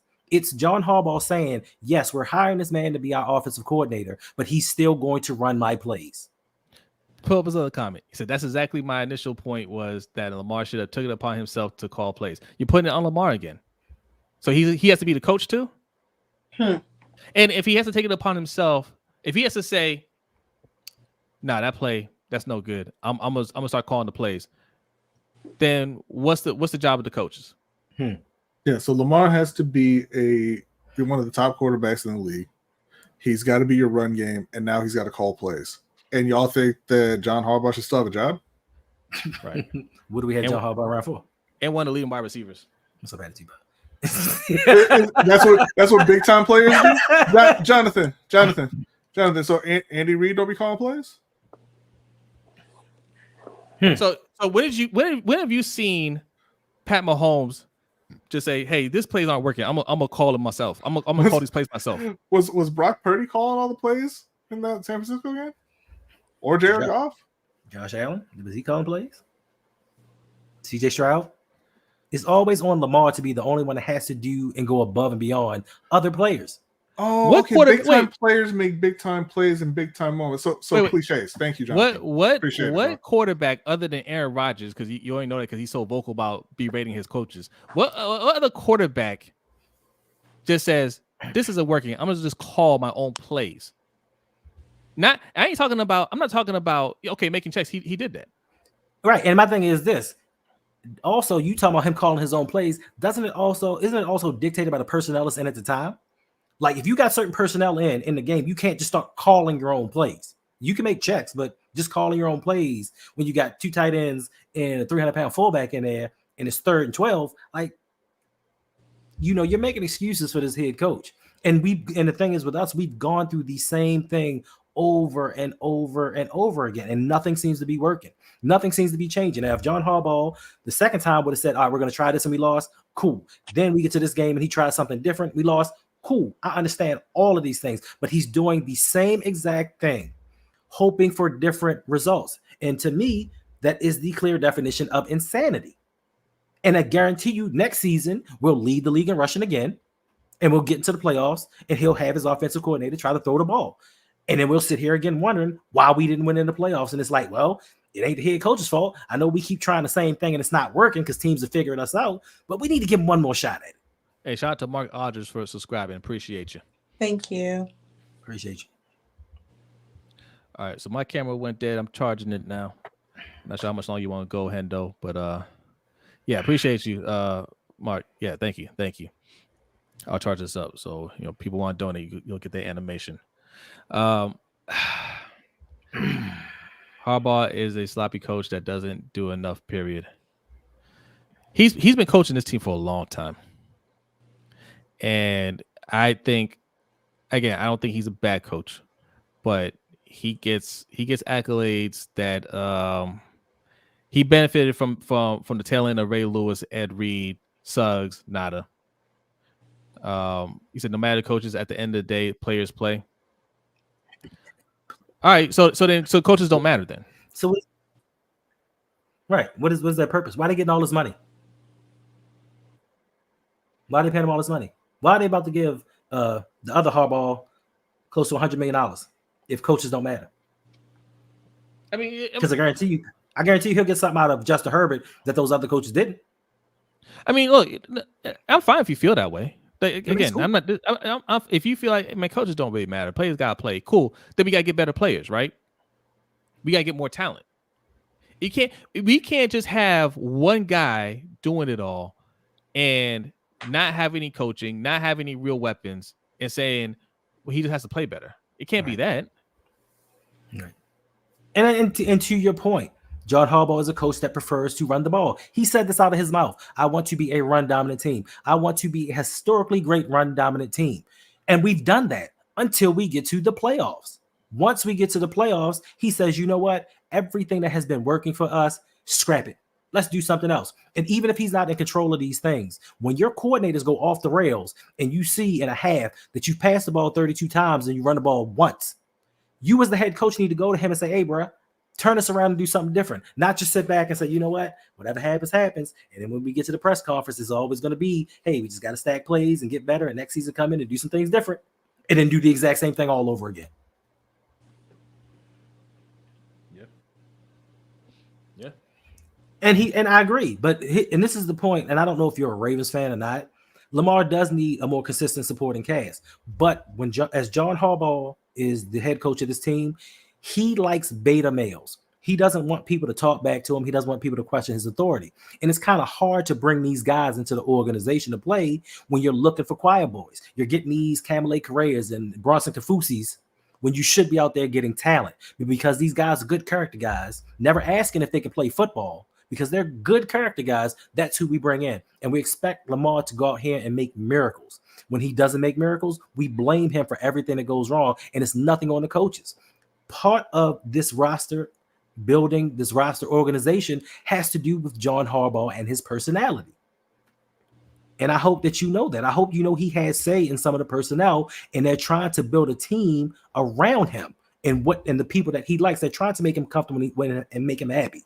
Ed Reed said, yo, when John Harbaugh first came here, I couldn't stand him, and we had to have a little talk because he was coaching a little too hard. He was saying some things out of his mouth that wasn't conducive to us being a family, us being a team. During the Super Bowl run, they had the mutiny because John Harbaugh thought he was somebody that he really wasn't. Once he won that Super Bowl, it went to his head and gave him a bit of control that other head coaches don't have. Not too many head coaches can go over top of their general manager's head and make certain moves. So when they build this team, They built this team in the image of Jonathan Horrible, and it is truly horrible. Facts. I mean, I think that the general manager and head coach let them down. I mean, of course they did, but they constructed this team. They constructed this team to be a defensive squad. They said, we're going to go ahead and pay top dollar for a linebacker, top dollar for a safety, top dollar for a corner, and the offense, whatever happens, happens. Lamar's going to go ahead and make plays for us, so we'll give him a couple of pieces. He showed us he can do it in 2019. He showed us he can go out there with the bare minimum, make plays. So let's keep taking away and see how much more he can do and keep building on the defensive side of the ball. This is on them.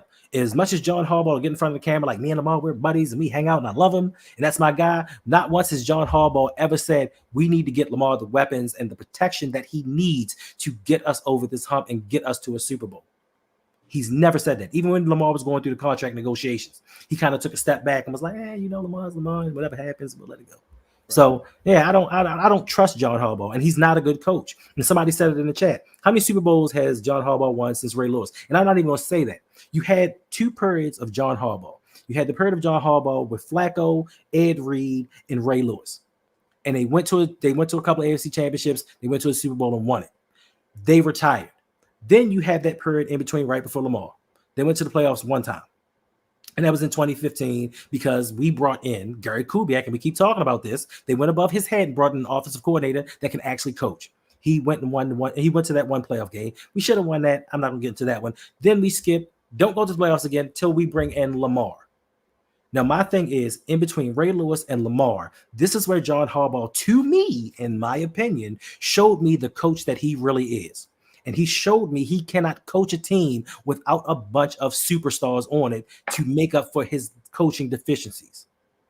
So that showed me that. So now he just sits back. He doesn't call any plays. He lets his coordinators run things till we get to the playoffs and things go downhill. And everybody says, well, he's a great coach. We can't let him go. Who else could we bring in? We could bring in a lot of people because I've watched team after team bring in young head coaches and turn things around. The Bengals have turned it around. The Browns have turned it around. The Rams have turned it around. The Bills have turned it around. You have all of these franchises, and we're stuck in the same rut, running the ball consistently throughout the year until we get to the playoffs. And then we sit there and want to be somebody that we're not, and then sit scratching our heads like, I don't know why we didn't win. We gave it our best shot. Let's get some more defense. All facts. I'm sorry. Hashtag defund the defense. All right. It's fun when they're doing their thing and they're holding teams and we're blowing teams out. It's all fun. But when it really comes down to it, when we need to actually win, you can't rely on the defense. Not in today's NFL. Defense did great. Held a team to 17 points in today's NFL. That's a winning defense. But it wasn't enough. Now, the defenses that you guys are used to hearing about or watching around here are the Ray Lewis, Ed Reed, Haloti Ngata, Terrell Suggs. That's not realistic. Okay, that never happens for a team. When you have a defense that can just, you turn the ball over? Well, we're going to force a turnover. You didn't get points? Well, they're not going to get points. Oh, you didn't get points again? Well, they're not going to get points again. They gave up nothing. That is damn near impossible to do. Right. But you talk about special, that's what they were. If we can't score, then you're not going to score.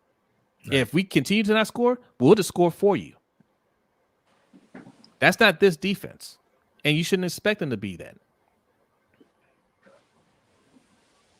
Yeah, this needs to be about the offense this offseason. Plain simple. And I don't even want to I don't even want to use our pick. I want to trade that. Lamar's throwing that wobbly nose ball too often. What does that have to do with anything? You have millionaires out here that's paid to catch the ball. That ball wasn't wobbly when it went to Nelson Aguilar on that third down, and he just dropped it. Guess what? Mahomes throws a wobbly ball sometimes too. How about that? Tom Brady threw a wobbly ball. Kurt Warner threw a wobbly ball. Peyton Manning, that was a signature. Oh yeah, Peyton Manning. All right. So my thing is, why do we nitpick and hold Lamar to certain standards that we don't do to these other players? Like I don't understand it. So let's get this right. So Lamar has to run the ball more. Right. Okay. He has to throw an aesthetically pleasing pass. Okay. It has to be a perfect It has to be a perfect spiral. Facts. And he has to call plays as well. Right. Got it. Oh, and he's got to catch his own passes. Yes. Mhm. He's got to be one of the leading wide receivers. You know who didn't do that? Tom Brady. Because I remember when his wife told somebody else, Tom can't throw the ball and catch it. Lamar did. Mhm. How about that? Yeah. Yeah. First of all, Lamar does not throw like prime Tebow. Please stop. Please stop. He stopped. I gave him a short time out the first time. Nah. Oh man, listen, y'all been rocking with us for 3 hours and 33 minutes. Don't get used to this. No. Yeah, we don't go over 2 hours normally. Never again. But it's a special occasion. We're letting everybody get it out of our system because listen, we know the haters are gonna come.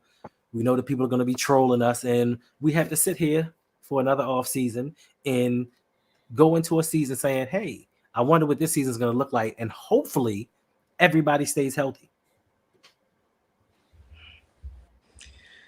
Throw a lot of bad passes, but they don't talk about that.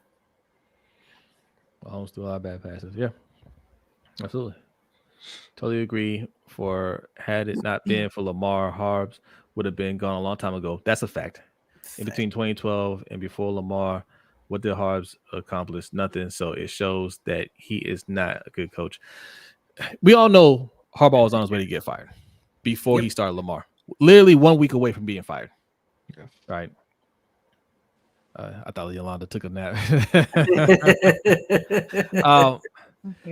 He was that close to being fired. He should have just been fired. Right. We've had some good regular seasons.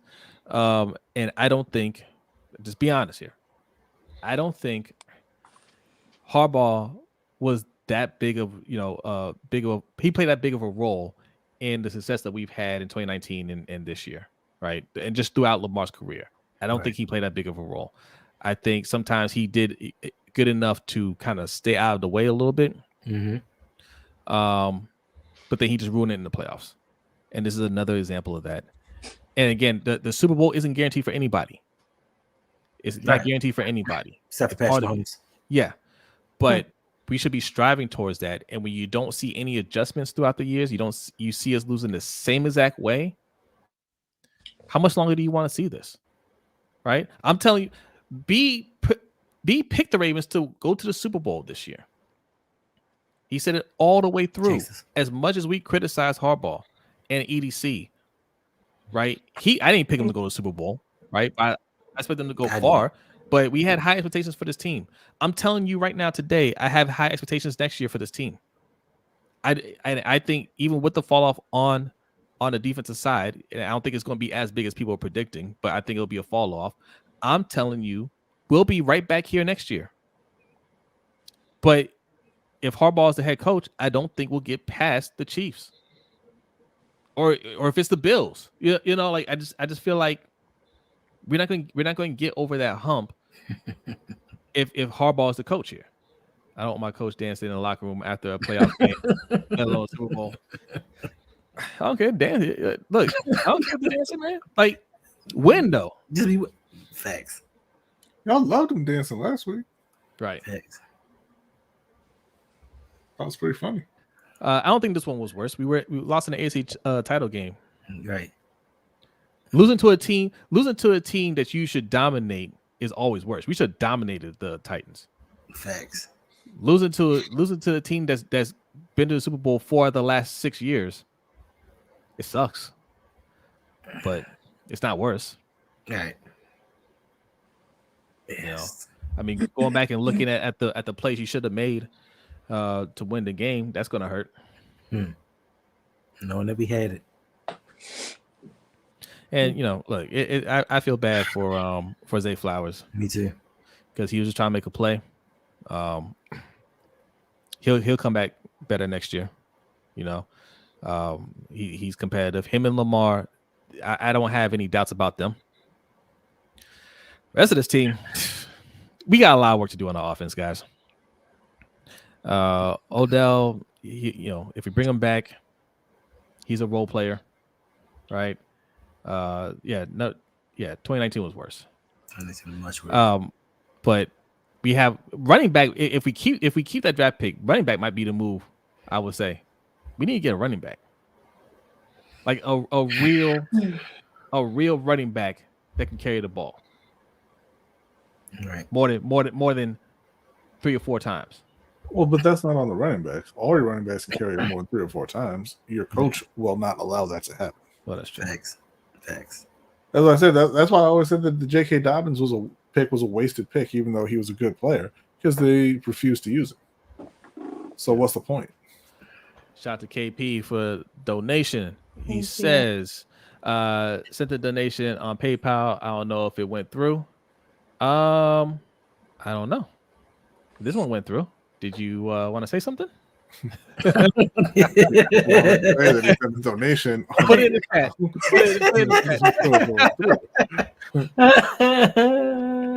I appreciate it, KP, man. Thank you so much. Appreciate it. If you have a comment, just put it in the chat. We'll read it. Isn't Mitchell a good running back? I don't know. He played 3 games. You want to? I mean, I'm not putting the future of our backfield on a undrafted rookie that played three games. I need more than that. To his knee up. Right. That was the second time he got hurt too. Yeah. I don't want to hear any more about Keaton Mitchell, guys. That's what I'm saying. I don't want to hear any more about that guy. Go and get Saquon Barkley. We can just sign him. Yes, we can. All right. Go and trade for Stephon Diggs. I don't care about his attitude. Can he catch? All right. Can he make plays? Yes. Go get him. Get Diggs, get Jefferson, get Higgins, get somebody. That's the move I want to see. I want to see us not make that pick, to be honest. Right. Yeah. Hey, did you watch the Lions game, right, B? Yeah. How did Fred Warner and Dre Greenlaw do? Did they play pretty well? I mean, I didn't see a whole lot out there in the parts that I was seeing. I saw Jahmyr Gibbs dicing through the 49ers defense quite a bit. Let's see. I mean, I'll take Devontae Adams too.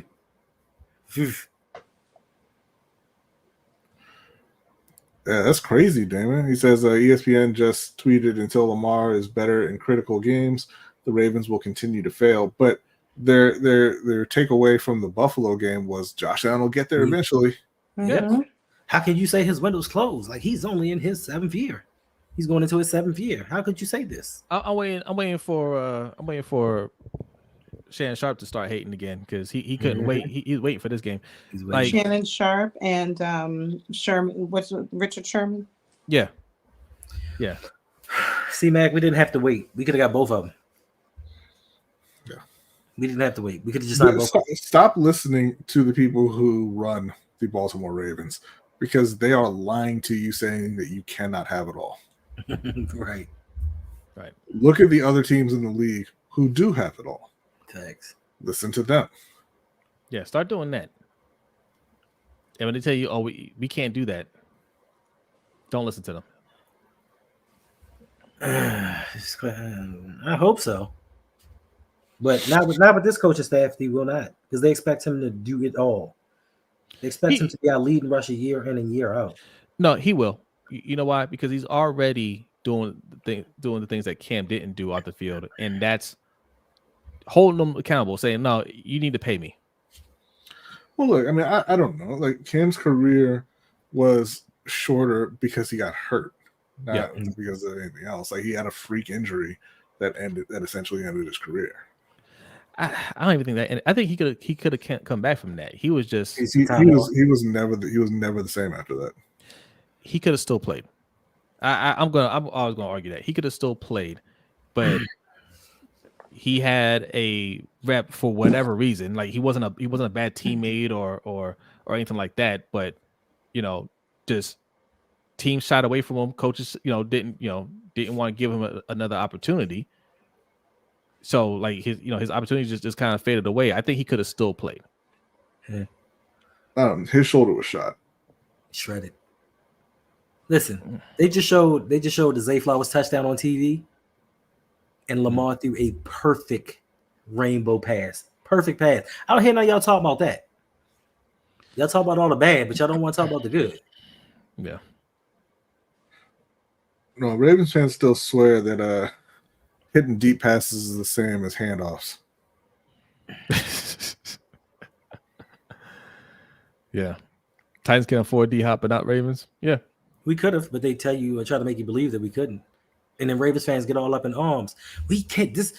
I'm sorry to quote y'all mans. This ain't Madden. What y'all think? Y'all can keep getting these players? Other teams do. Mm-hmm.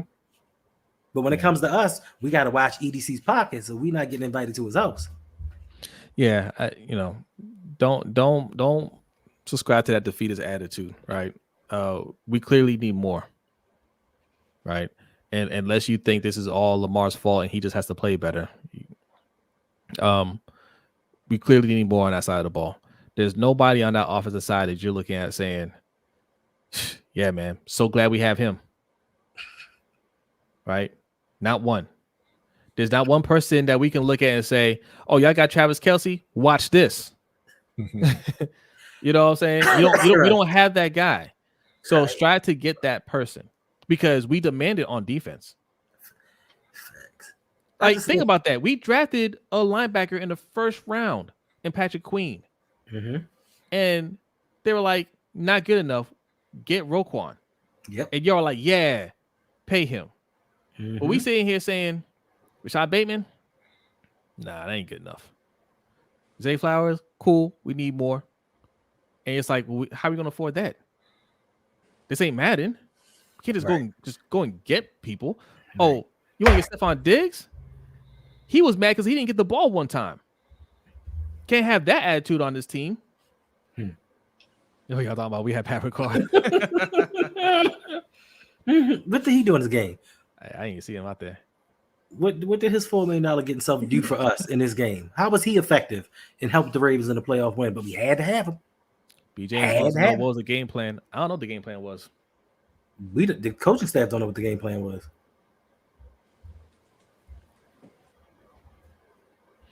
Yeah, we don't know. I'm at a loss. Once I saw us passing the ball, I was like, we're in trouble. This is history repeating itself. We are not leaning into our strength. We didn't learn from the Titans game last week. Did the same thing in the first half. Tried to be a passing team. Second half, we said, you know what? We run the ball. Let's run the ball. And we did it effectively. And we did not learn that lesson once again. Oh, that's a bad pass by Lamar. All right, y'all. We've been going for I can't believe Usher about to perform at a Klan rally. I can believe it because he's a bad person. On that note, I'm going to say good night. Yeah. Yeah, 3 hours 46 minutes. We about to get out of here. I'm about to go get me something to eat. Before y'all leave, hit that subscribe button. All right. We have a lot of content in the off season. All right. Mm-hmm. Also subscribe to Sip to Tally Films. All right. That's where we do the Ravens Roundup every Monday night at 9 p.m. Eastern time. All right. Thank you, TJ. Thank you, everybody, for coming through on both channels. Okay. Subscribe, share with your friends and loved ones. All right. Hendo has goals here. He's trying to hit 4,000 subscribers. We are trying to hit 2,000 subscribers over on Lunch Break Hot Take. So let's make that happen ASAP. Also, we both have Patreons. Hendo, patreon.com/ROUG. Okay. Indeed. For us, patreon.com/LBHTShow. You sign up to either Patreon. Okay. We have something going on in April. What's going on in April, Hendo? In April 6th. Noon, we are all going to tour the Raven Stadium. All of our patrons of mine, patrons of LBHT, patrons of OTL Mike, patrons of Coach Evans, free of charge. We're going to get a tour of the stadium, the locker room, get to go on the field and hang out and have a good time afterwards. We're going to get a bite to eat. We're trying to make some provisions now that we might possibly get the special restaurant going. But hey, if you haven't already, make sure you sign up. The tickets are limited. We have limited spaces. So if you are already a patron, or if you're going to become a patron, let us know immediately. There you go. All right. And again, patreon.com/ROUG. That's for Hendo. Patreon.com/LBHTShow. That's for Lunch Break Hot Take. All right. It's little as $5 a month. And trust me, we give you all, we give you everything for our prices. All right. Thanks. So all right. Are we good? We good. We out of here. All right. We'll see y'all tomorrow night on the Ravens Roundup. And Hendo, you'll see Hendo dropping the hot fire all week. And then Wednesday night, 7:15 p.m. is where you can find the LBHT show over on our channel. All right. Appreciate y'all. All right. We out. Peace.